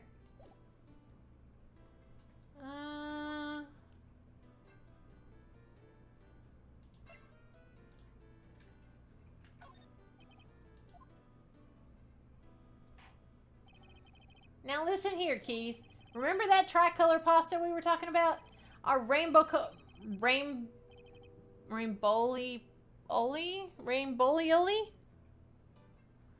I figured out the last color we should use. Indigo blue. Indigo blue? That didn't seem to work the way I thought it might. Oh no. Oh no. Kane's about to end stream and I wanted to raid him, damn it. You guys.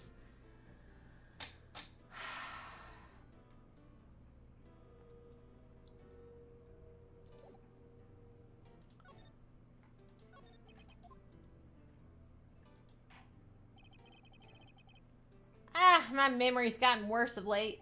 That's why I just tell everything important to old Polly here. Everything important? I wonder. Polly, what's the number to the safe? 1228, Glock. All right. Hey, Polly, watch it, will ya? Hee. See, Nick? All it takes is a little clever thinking. And a criminal mind.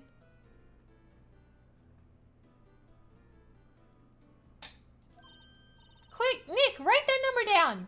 Hey, don't get me involved in your little heist schemes. But I mean, if I'm going to have it. Really?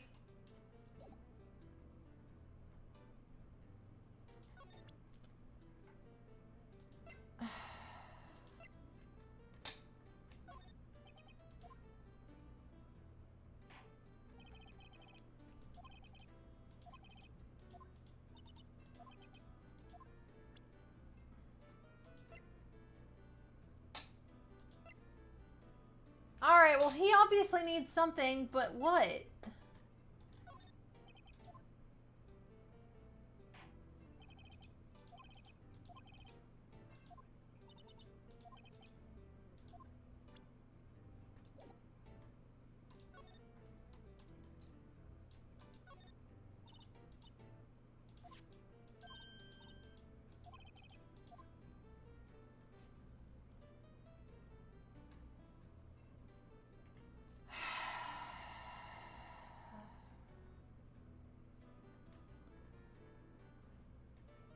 Alright, what am I missing? Because I want to be done.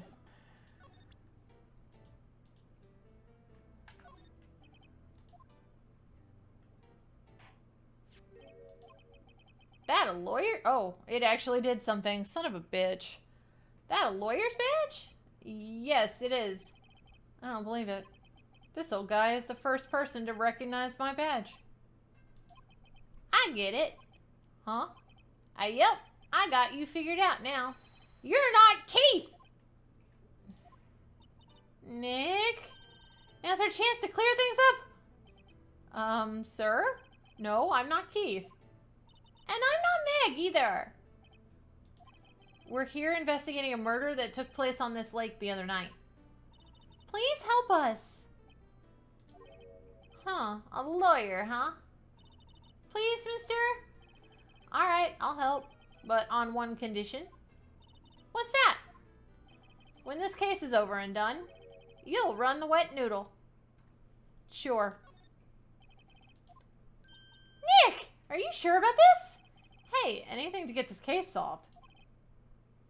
Also, who wouldn't want to eat Phoenix noodles? I mean, valid. I guess so. That's my boy. Good for you, Keith. Wait, didn't I just say, you too, Meg? Yes? Heh. You bring a tear to your old man's eye, you know. Now, what was that you wanted to know? Speak up, Polly. I know. Quack. And now he's talking to the bird again. How do we get him to talk to us? And he's asleep. Okay, not that one. Yep, I've seen this. You know something about this, sir? Keith? Yes? It's okay. You can call me Dad. Dad, you know something about this? Oh, God. Yep, the other night, out on the lake. Yes? I know all about that. I seen it. Oh, good Lord. Tell us what you saw. Well, I suppose, since you're taking over the shop and all.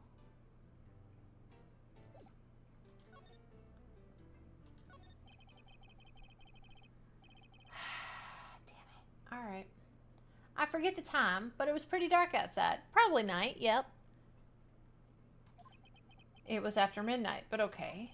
Then I heard this bang, so I looked outside. Then I heard another one. Bang!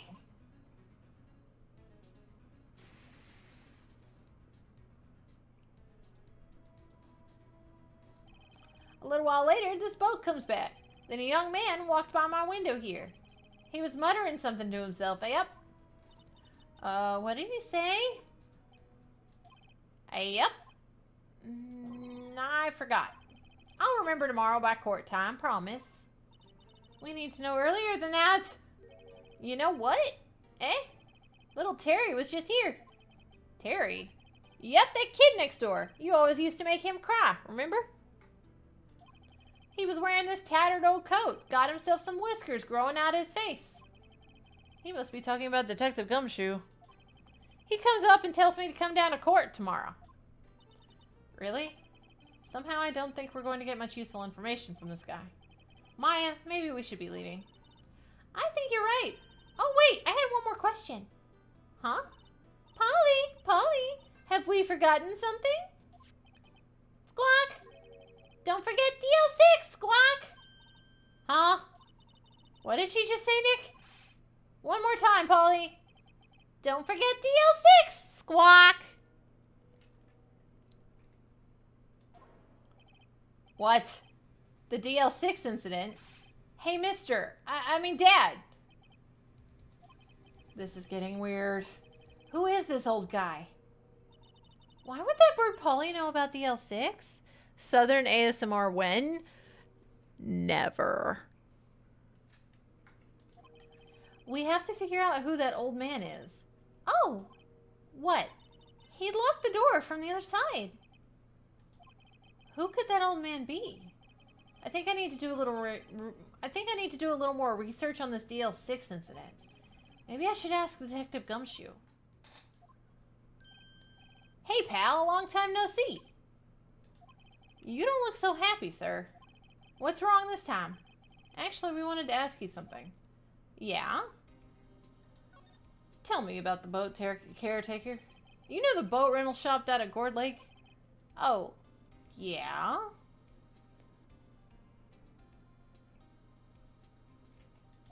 The old man who runs it is appearing as a witness in court tomorrow, right? Huh? How'd you... that was supposed to be top secret. Do you know who that old man is, detective? Actually, I don't. He's a bit of an odd bird. I haven't been able to get a straight answer out of him. I decided first that he wasn't persuasive enough to stand and testify as a witness. That's why we called Miss Lotta Hart yesterday. As for who he is, we have absolutely no idea. Huh. Sounds suspicious.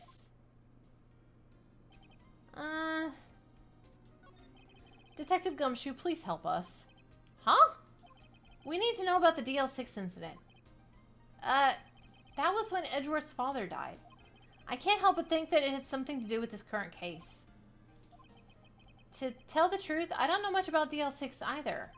Mr. Edgeworth forbade us from reading the file. So, I'm afraid I can't show them to you either, pal. What? However, if you can convince me somehow that the DL6 incident is related to this case, well, I guess I'd consider opening the file up. Oh, wait, I have a bird.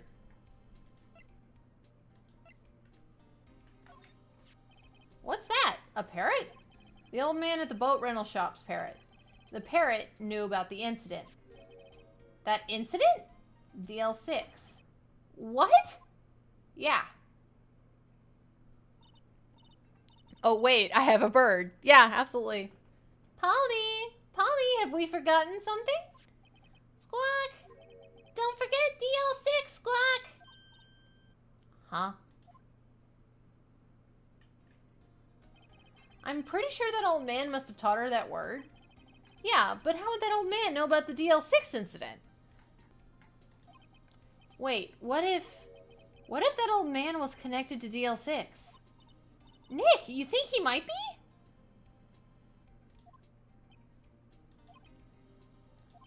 I get ya.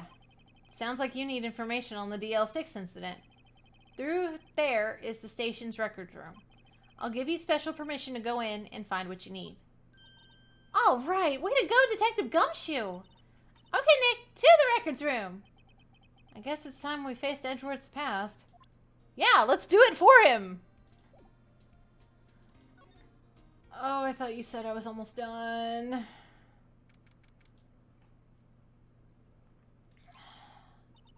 Wow, it's amazingly dusty. 10 years of files and 10 years of dust, I guess. Let's find that DL6 stuff quick. 15 years ago, both me and Edgeworth were 9 years old. We were almost through with 4th grade when he suddenly transferred. Because of DL6? Nick, I found out where the file is. Oh, thanks.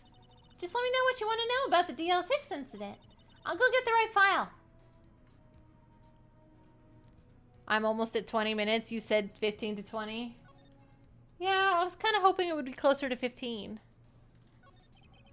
Well, first I have to get a handle on the main facts, like a summary. Right. Summary. Found it. Here you go. December 28th, 2001. That's exactly 15 years ago from the day after tomorrow. So in 2 days, the case is closed. The incident took place in the elevator of the district courthouse. What? Is this the same district courthouse where we're holding the trial now? Looks like it. There was a large earthquake at 2 p.m. on that day. Part of the court building collapsed and all of the lights went out. Wow, that was some earthquake. At the time, 3 people were trapped in the elevator. It took 5 hours for them to be rescued. 5 hours? That would be scary like that, in the dark. There was a lack of oxygen in the elevator, and the survivors were unconscious. The survivors? One of the 3 in the elevator had been shot in the heart. That was Mr. Edgeworth's father, wasn't it? He said that his father was shot before his very eyes. You forgot how old Ace Attorney is now? What? What? I see it! Yes, I see your hydrates! I am getting the hydrates!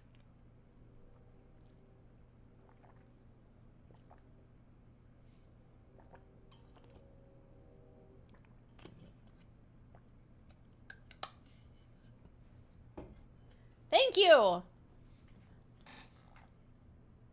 You wanted to do the sound effects, though? Well, okay, that's fine. So Miles Edgeworth was one of the other passengers in that elevator.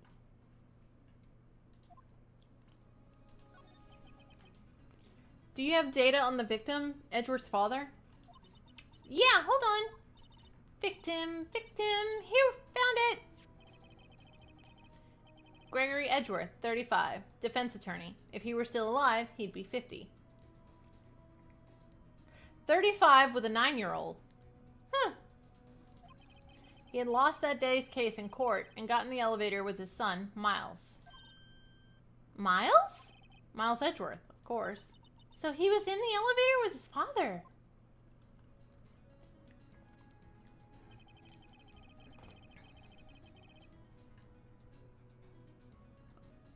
From the angle of the bullet and other evidence, it could not have been a suicide. The murder weapon, a pistol, was found in the elevator. The pistol had been fired twice. Where have I heard that before? Huh? It sounds just like this current case. What's going on here? Got any data on the suspect in there? Depends on the flavor of dessert.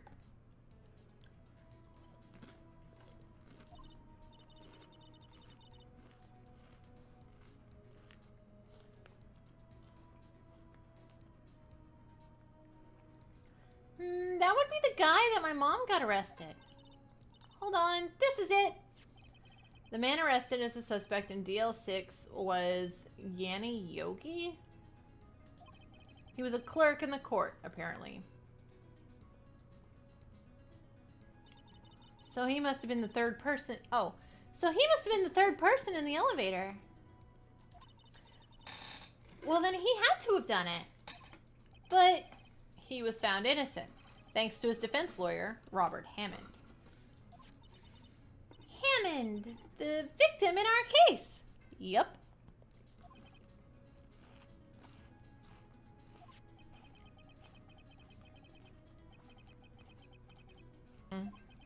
He lost all memory of being in the elevator. After he was declared innocent, he disappeared. Where could Yogi have gone to, I wonder? He may be closer than we think. Thank you, Phoenix, for not being a moron.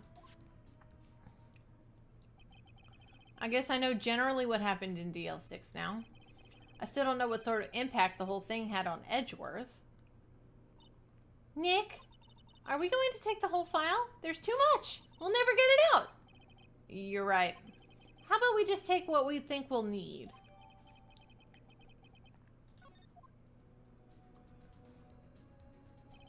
Right. That's probably all we'll be able to find here. Now, all that's left is the trial tomorrow. I wonder how Dad will do testifying in court. Okay. Courtroom number 3.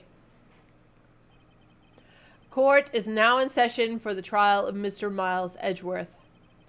The defense is ready, Your Honor. And this asshole. Very well. Apparently the prosecution is also ready. Who is the judge here, anyway? Mr. Von Karma, your opening statement.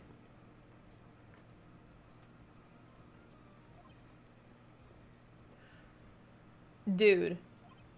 Are you... No, you're clenching your fist.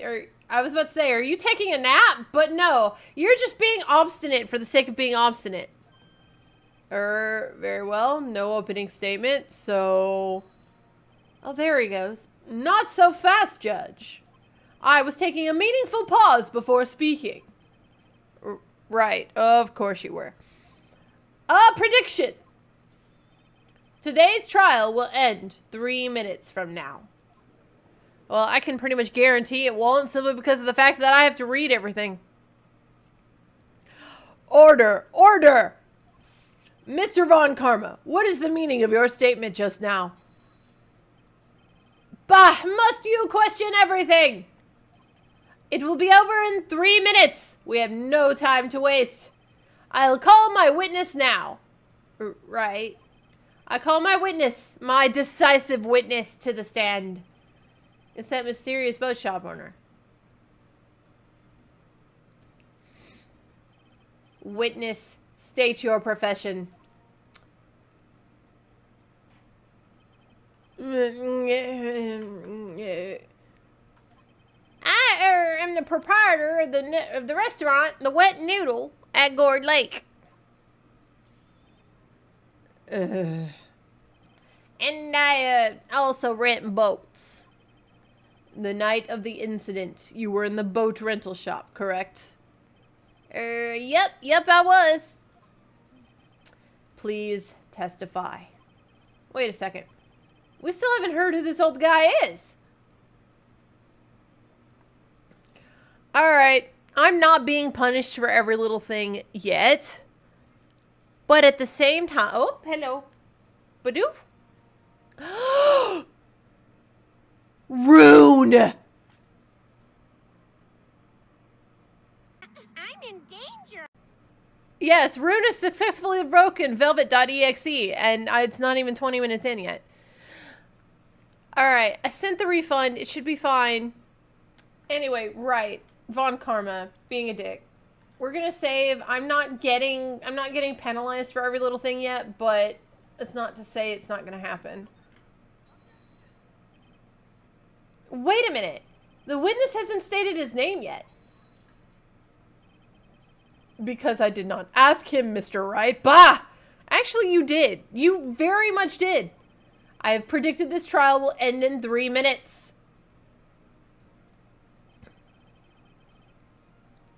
Stop asking trivial questions and cooperate. If I cooperated, you'd win. That's not how this works.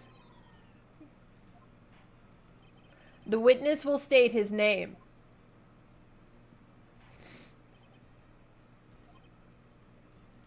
Yeah, well, I'm not really sure, yep. What do you mean? My memory, Your Honor. The witness does not remember anything beyond the last several years. Ergo, he cannot recall his own name. He can't recall, you say? Yes, but the incident in question took place 3 days ago. He can testify. Very well. Bullshit. Let's hear his testimony then, shall we? Witness.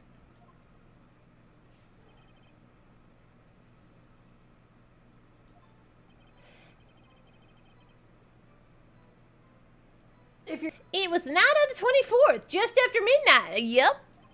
I was in the restaurant where I rent boats as usual. Yep. Then I heard a bang. Yep. When I looked out the window, I saw a boat just a-floating on the lake. There, you did it right. Then I heard another bang. Just about then, the boat comes back to shore, and a man walks by my window. Very well. I'd like to begin the cross-examination. There is nothing to question in my witness's testimony. Ergo, no need for cross-examination. Besides, there are only 10 seconds left before our 3 minutes are up. Judge your verdict now. Yes, Mr. Wright. Cross-examine the witness! What are you saying? Of course I'll cross-examine the witness. Very well. You may begin. Ah! Well, what was that? Let's rewind, try that again. Excuse me, Mr. Von Karma. Beta. 3 minutes just passed. I see. Well, then let's just take our time. You may cross-examine the witness.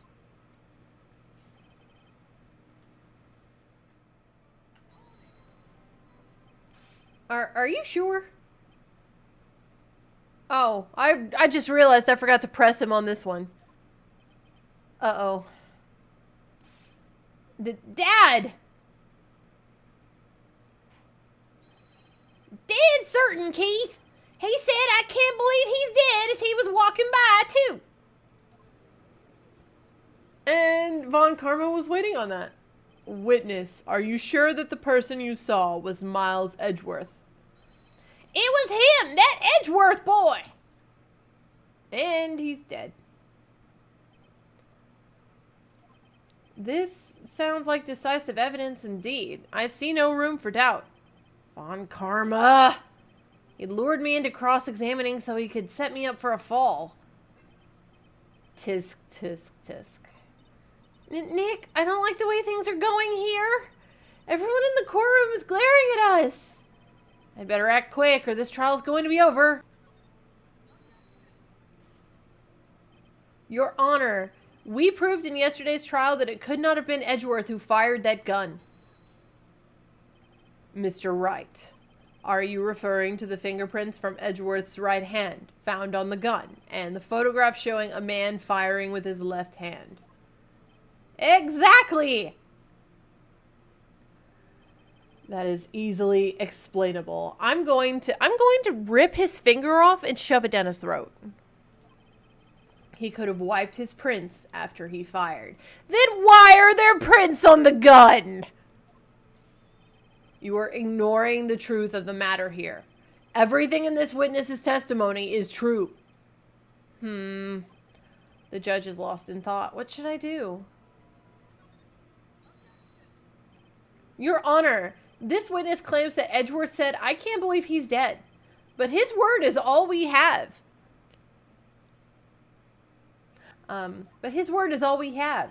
If he were telling a lie, Mr. Wright, in a court of law, the evidence tells all. Yes, and you're twisting the evidence to suit your needs. Apparently, you have yet to realize even this basic fact. If you say his testimony is a lie, then show us proof. Nick, do we have evidence? It's no good. There's nothing I can do. Are you sure? To be honest, I don't know what to do anymore. Please. Can you hear me, sis? Please. We need your help. Nick needs you. Tisk, tisk, tisk. 3 minutes was perhaps too high an expectation. However, 15 minutes isn't bad. This might be a new record. Enough! The witness may leave the stand. I think he's asleep. This court sees no reason to further prolong the trial, nor is there any need for more time to decide. What the fuck? This case is extremely clear. I see no room for misinterpretation of the facts. What? No! Well, fuck me! The fuck was I supposed to do there? The accused will surrender to the court immediately, to be held pending trial at a higher court within a month from today's date. This court is adjourned. The fuck? Wait! Who was that just now? Me? I don't know who's yelling, so I don't know what voice to give it. Huh? What? Larry! Oh, fuck. Alright, this is about to bite me in the ass. I can sense the bullshittery already. Oh. What are you doing here? Listen, you gotta listen to me, dude. I was there in the park on the night of the murder. I wasn't sure about it till just yesterday. Evidence said 3 times, did it? Hold. Fired 3 times. You're right. Thank you, Alti. I did not notice that.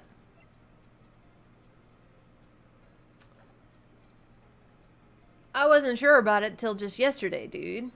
But today I remembered it. Oh my god, I can't pull off Surfer, dude, to save my fucking life. Remembered what? The gunshot, dude. I heard it too. Dude. Order. What is the meaning of this?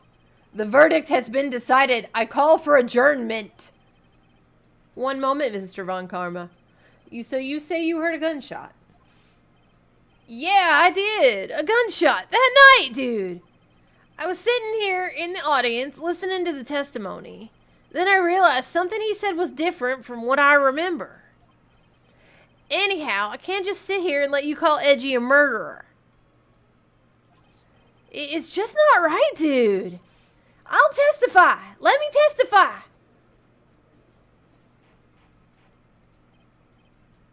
I will have order.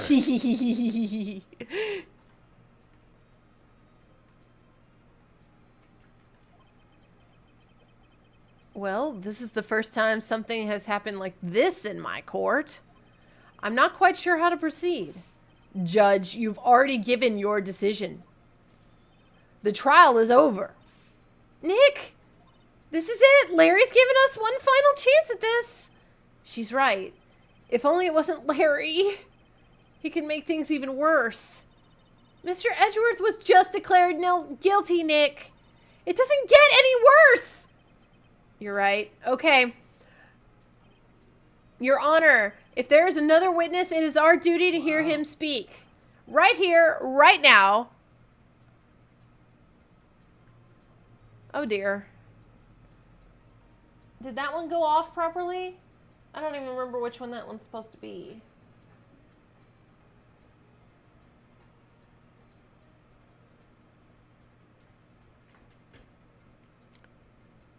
But I will crank that up a little more so that we can hear it properly. A waste of time. The verdict cannot be overturned. Not sure. Have volume low because your brother kept bugging you? Wow. Oh, there it is. Yeah, that's very low. Oh, that's Risley. That's why.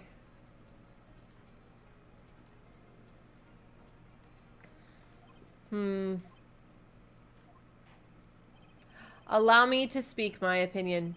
In all court proceedings, it is our duty to prevent an inaccurate verdict. In order to make sure no mistake has been made, every witness should be heard. What is this?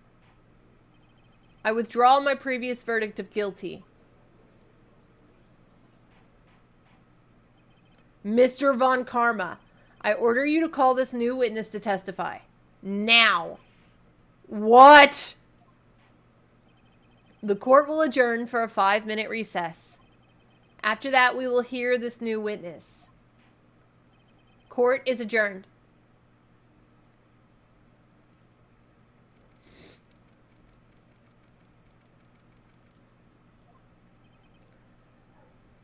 Whew. That was too close. Sorry to keep you on the edge of your seat like that, Edgeworth. I've seen worse. Yeah, right, Edgeworth. You're sweating bullets. I just wonder what Larry plans to say in there. Larry was at the lake that night? Yeah. He said he went looking for the steel samurai balloon that fell into the lake. Oh, right. And he found the balloon in the air tank that night? Yeah. Hey, Edgeworth? Huh? You say something right? Yeah, a lot of things. You seem out of it. What's wrong? It's nothing. Hmm? Mr. Edgeworth, there's something I've been meaning to ask you. What's that? Why are your fingerprints on the murder weapon? Oh.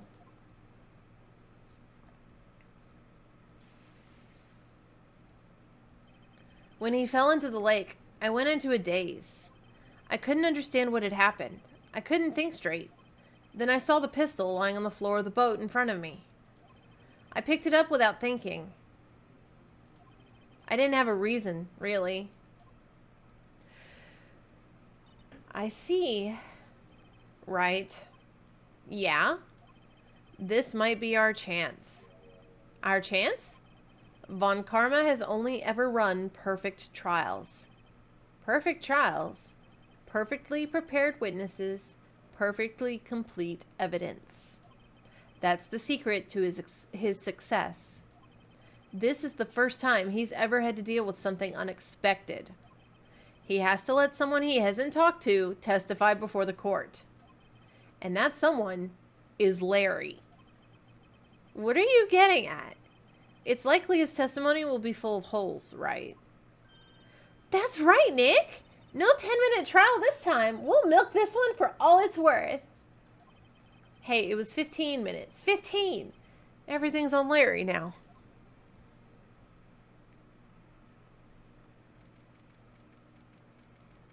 Everything's on Larry. And it had to be Larry.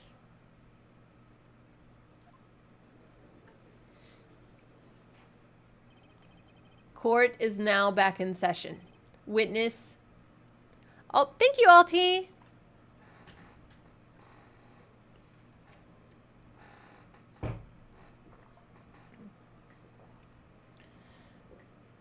Oh.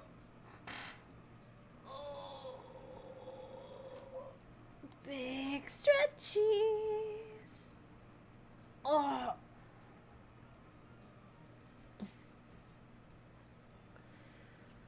Okay. Please testify to the court about everything you saw on the night of December 24th. Right. Leave it to me, dude. Please, Larry, don't mess this one up. I hate to admit it, but you're our last chance.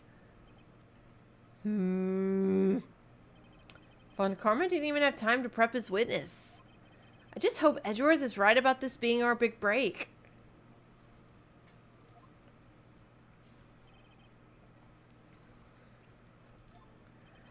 That night, I was out on a boat on the lake.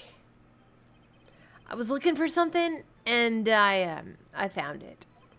So I quietly slipped the boat back in at the rental shop dock. But then, just as I was thinking about going home, I heard this bang. I looked out over the lake, but I didn't see a boat. So after I heard that single gunshot, I went home.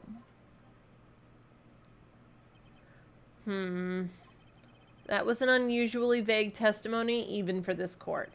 In any case, Mr. Wright, you may begin your cross-examination. Yes, Your Honor. Oh, there she is. Hello, ma'am. Uh-huh. Yeah. Then what? You gonna tell me all about it? And? Hi, pretty girl. Oh, I see you brought me a toy.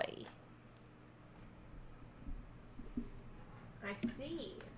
Of course, Mommy just happens to be tethered today because headset is almost out of power, but, you know, it's fine. Sure.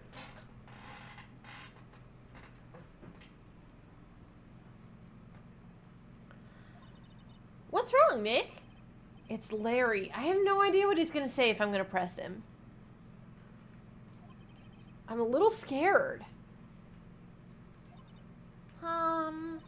Well, we've come this far. There's no way to go but forward, Nick. And she's not wrong.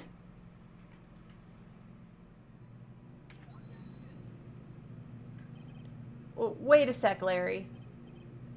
What? You only heard one bang? You're sure?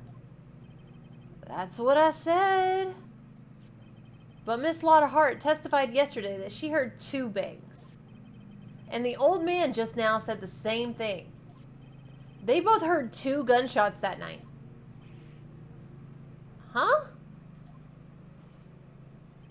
Were you even listening? Were you paying attention at all to what they said? Yo, Nick, please. Huh? You know, something's been bothering me. I'm a witness. See, I'm like a customer here. So you gotta treat me nice and stuff, okay? Larry, I swear to all that is holy. I'm gonna do violence to you. Mr. Butts. What? You only heard 1 gunshot. Are you sure? Well, to tell the truth, I'm not sure. Eh? Not sure? How could you not be sure? Yeah, well, I might have missed the other gunshot. I was listening to something else. Something else? My radio, dude, with my headphones. What? Order, order, and stop that booing! Mr. Butts, you were listening to the radio with your headphones. Yeah, so what? Is that a crime? I listen to my radio. Everybody listens to the radio. What's the big deal?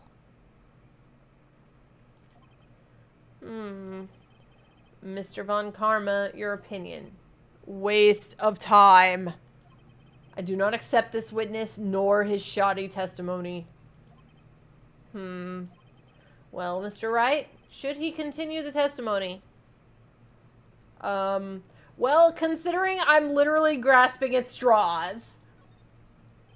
Your Honor, please allow the witness to continue his testimony. For the love of all that is holy.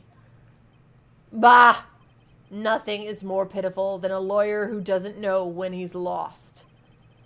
Very well, Mr. Butts. Please give your testimony and be sure to include details like your radio.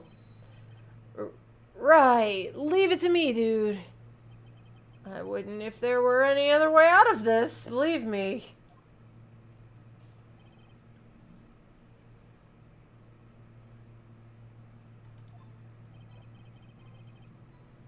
It's lonely being alone on Christmas Eve.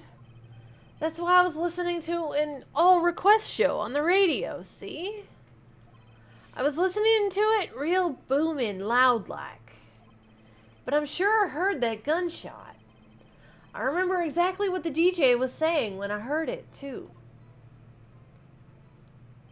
You were listening to your radio at a high volume. Yeah, what's the big problem?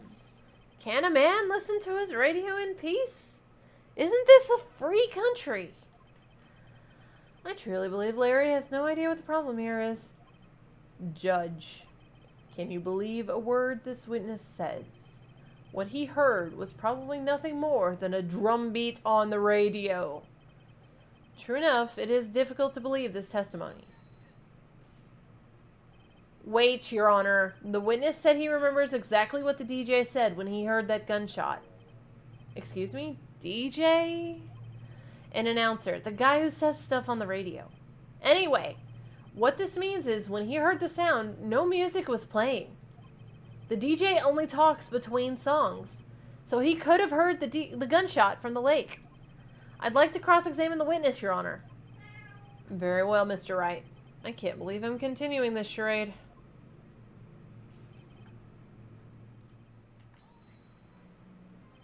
What did she say? Mr. Wright, please cease these pointless questions. What possible good could knowing what a radio DJ said do us? Indeed, Mr. Von Karma has a point. I'll allow the question only if you see some reason why we should care. I'm still grasping at straws, so of course we should care. We should care, Your Honor. Of course we should. Why? Well, how do you know if we don't ask, huh? Fine. Very well. Mr. Butts, please testify to the court. What was the radio announcer saying when you heard the gunshot?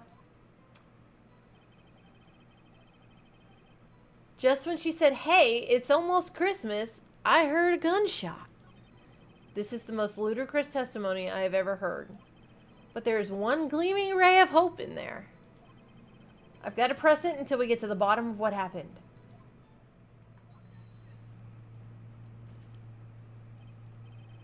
Larry, are you absolutely sure what you're saying is correct? Huh? What's with the face? You look scary, dude.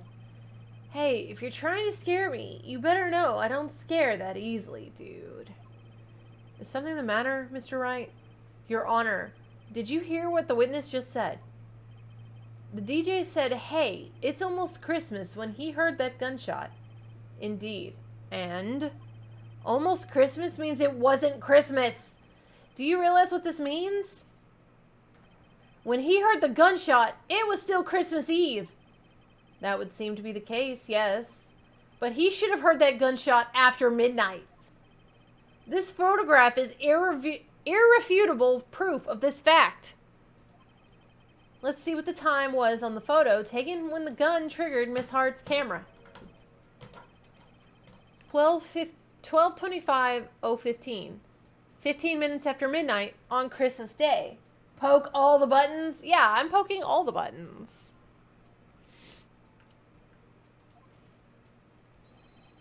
This is a clear contradiction, Your Honor. Order. Order! What does this mean? The two prior witnesses heard gunshots after midnight. However, this witness says he heard a gunshot before midnight. Yeah, the other two witnesses were prepped by Von Karma.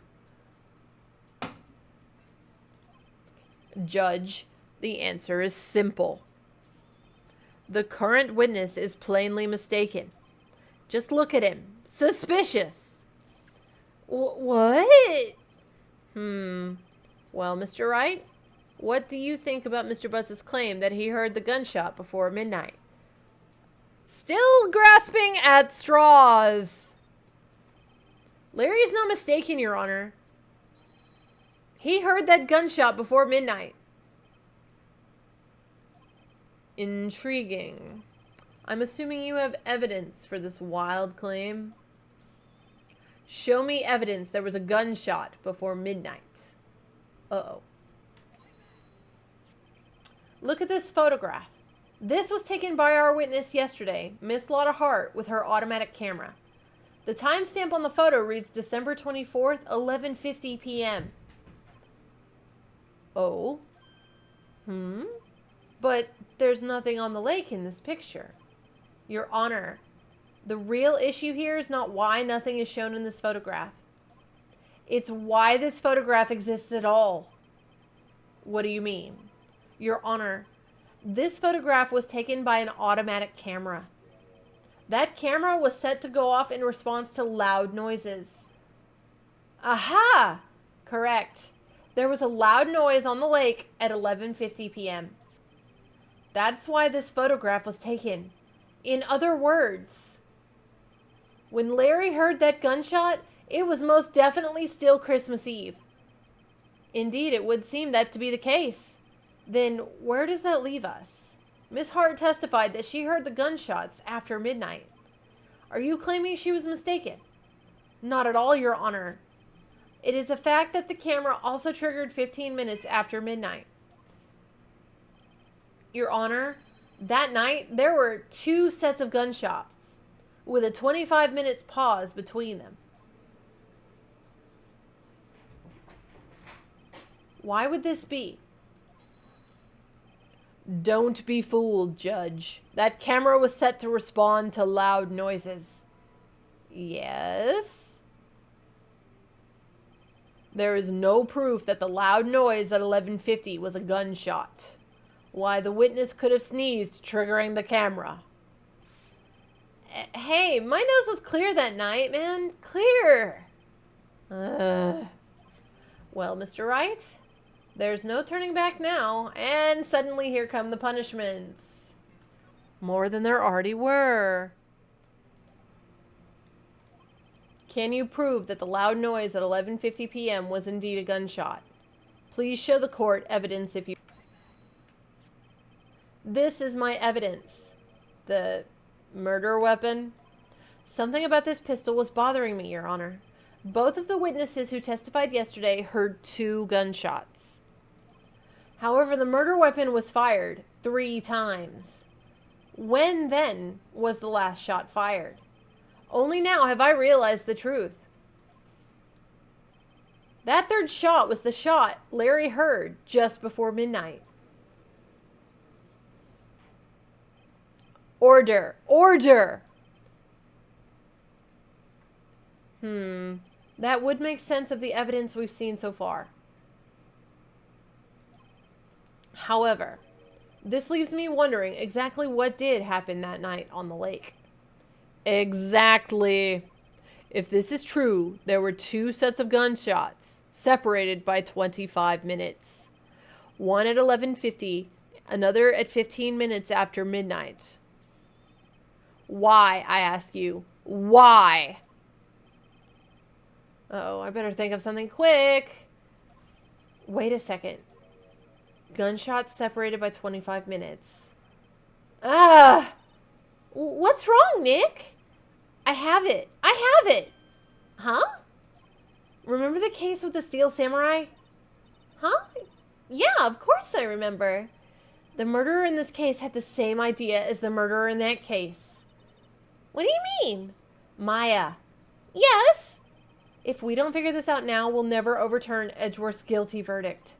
I've got a hunch, and I'm going to run with it.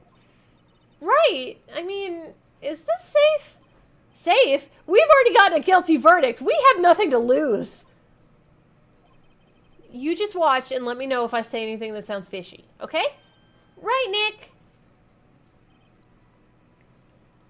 Your Honor. Yes, Mr. Wright. The testimony just now has cleared up this entire case. What do you mean, Mr. Wright? Tisk, tisk, tisk. So you finally realized the truth. There can be no other murderer here than Mr. Miles Edgeworth himself. Bullshit. Wrong, Von Karma. A man was shot that night, but it wasn't Edgeworth who did the shooting. I will shove that finger down your throat and make you shit it out. Listen, rookie. Take a deep breath and consider the facts. At the time of the murder, 1 boat was on that lake. This was shown by the witness's photograph. The defendant, Edgeworth, and the victim, Robert Hammond, were on that boat.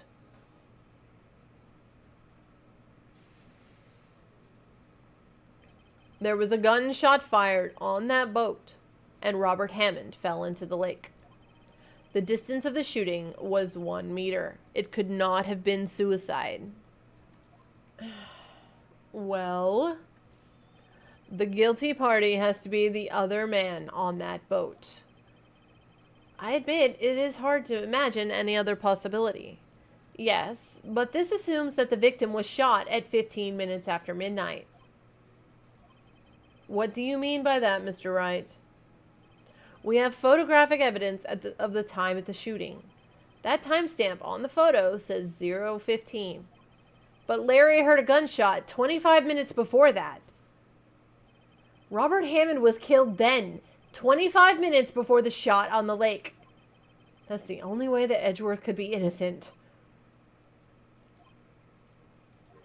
Mr. Wright, are you quite mad? Explain who the 2 men on the boat are.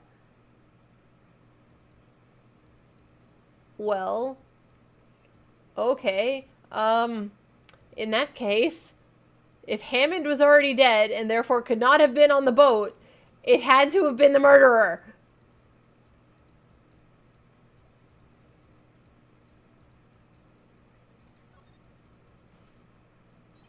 Of course, it was Edgeworth and the murderer. After the murderer killed Robert Hammond at 11:50, he assumed the guise of Mr. Hammond and met Edgeworth. What? Are you serious? Yes, Edgeworth won't tell us why he went to the lake that night. However, I have a hunch. That night, Robert Hammond called Edgeworth to the lake. Now, Edgeworth didn't know Robert Hammond's face that well. That's why he didn't suspect anything when the murderer took Robert Hammond's place. I'm not sure what to make of all this. Ludicrous. Mr. Wright, tell us the name of the murderer then. The murderer's name? Right. It's, I don't know because he hasn't told me? Wait, who hasn't told me? Well, no. Hang on. Well, I know it's not these two, so I don't fucking know. I don't know the murderer's name. You don't know. Bah, again, you waste my time. I don't know because he never told us. The murderer is the caretaker of the boat shop. The old man. It has to be him because DL6 is a thing. At 11:50, he was the one who killed Robert Hammond, the caretaker of the boat shop. Where did he do this? There weren't any boats on the lake then. Why would he have to go all the way out on the lake just to shoot someone? May I suggest that the real scene of this crime was not on a boat? What? Well then, where did the murder take place? Okay. Alright, so that's... Alright, there's the snack stand. Isn't that where Lotta was camping?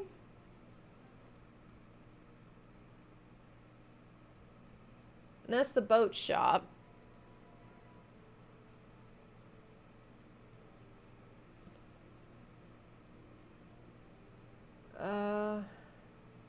Well, okay, if he's got his own boat shop, then he could just kill someone in the boat shop and then clean it up. Nice and simple.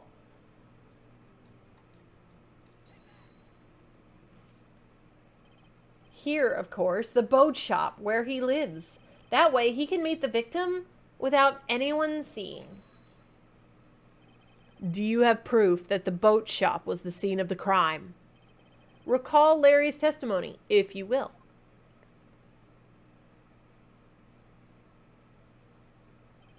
That night, he was out on the lake in a boat, searching for something. He finds it and returns the boat. Then, just as he's starting to head for home, he hears a gunshot. He heard a gunshot, Your Honor, even though he was wearing headphones at the time. In other words, the gunshot was very, very close by. And where would that be if he had just returned a boat? The boat shop. Mr. Wright, what happened that night on Gourd Lake? Please tell the court from the beginning. Yes, Your Honor. Nick, are you sure about this? No, not really. But I think if I start at the very beginning and I take it slow, I might just be able to figure this out. That night, the caretaker of the boat shop called Robert Hammond to his shop.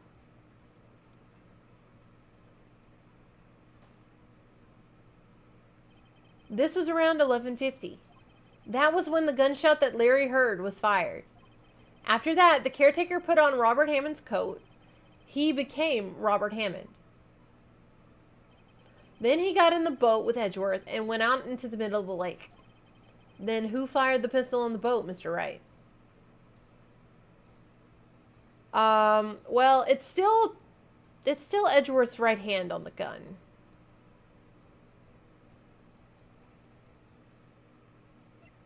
So, I think it was the boat shop caretaker.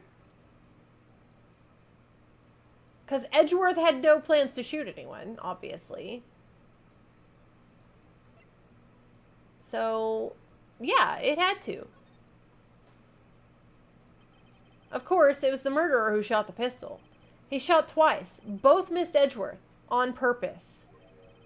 Wait a minute. Yes? Why would he shoot twice if he didn't mean to hit anyone? Details. Know this, Mr. Wright.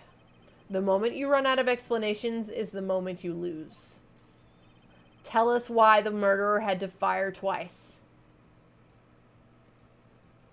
Well, okay. He didn't know Larry was there. But he knew Lotta was there. So, if he fired twice and made it obvious that he missed, then he wanted a witness. I believe he shot twice to create a witness, Your Honor. Create a witness? The murderer lifts his pistol and fires one shot. That ensures that anyone who heard the shot would look at the lake. Indeed, Miss Hart did exactly that after hearing the first gunshot. Next, the murderer waits a bit, and he fires again. Then, yeets himself into the lake. The murderer jumps from the boat himself, leaving the pistol in the boat behind him. I see. To someone looking from the edge of the lake, it would appear that one of the men on the boat has shot the other. The murderer didn't know about the automatic camera, of course. That's why he shot twice, to draw attention to the boat. Once you realize that, everything else falls into place. The boat shop caretaker swam back to his shop. Then he put Mr. Hammond's wet coat back on the body and threw the body into the lake. This is what happened, Your Honor. These are the events that transpired that night on Gourd Lake. Hello, what did you miss? Hello, Sylvan. Well, we've already been declared guilty, and then we said, wait a minute. And Larry stepped in and admitted he heard a gunshot. So now we're basically unraveling Von Karma's entire narrative. So not a lot, but not a little.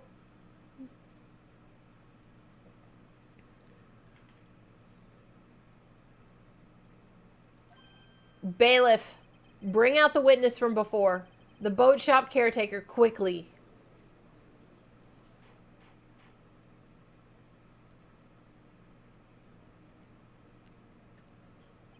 Very well. While we are waiting for the caretaker, I would like to ask the defendant, Miles Edgeworth, a few questions.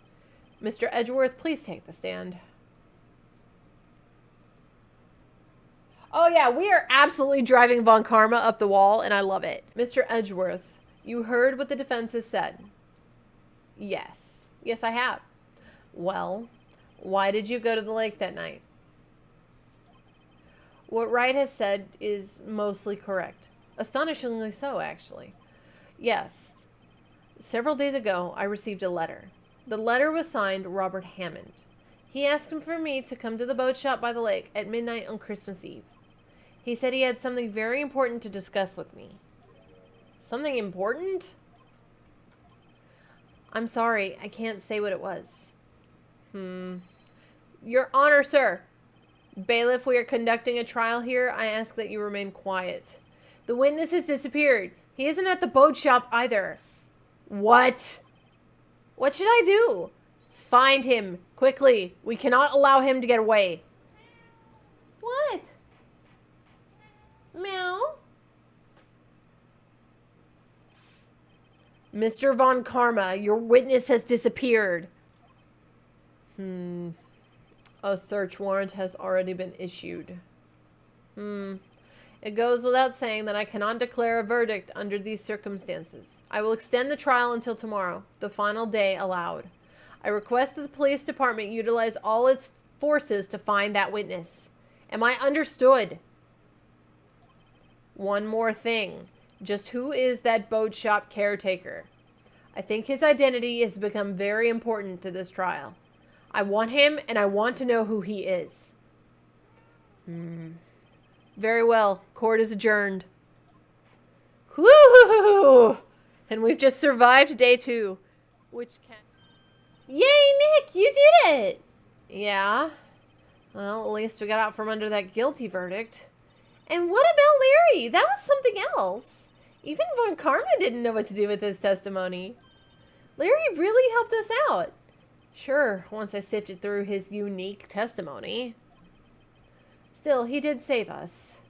I just wish our cases weren't so down to the wire all the time. I know what you mean. Sometimes I feel like it's us on trial instead of our clients. Hey, Edgeworth? Mr. Edgeworth? Huh? Did you say something? Don't look so pained. I mean, it looks like you're probably going to get off the hook. You could try to smile just a little. Relax. I'm sorry, but I fear it's not over for me yet. What do you mean? Right. There's something that's been troubling me for a long time now. And I don't know whether or not to tell you. Edgeworth? No, there's so little time left. I want to tell you, to get it off my chest, but... I can't make up my mind. What is this about, Edgeworth? It's a nightmare I've had. A memory of a crime that I committed. A crime you committed? A memory of a murder.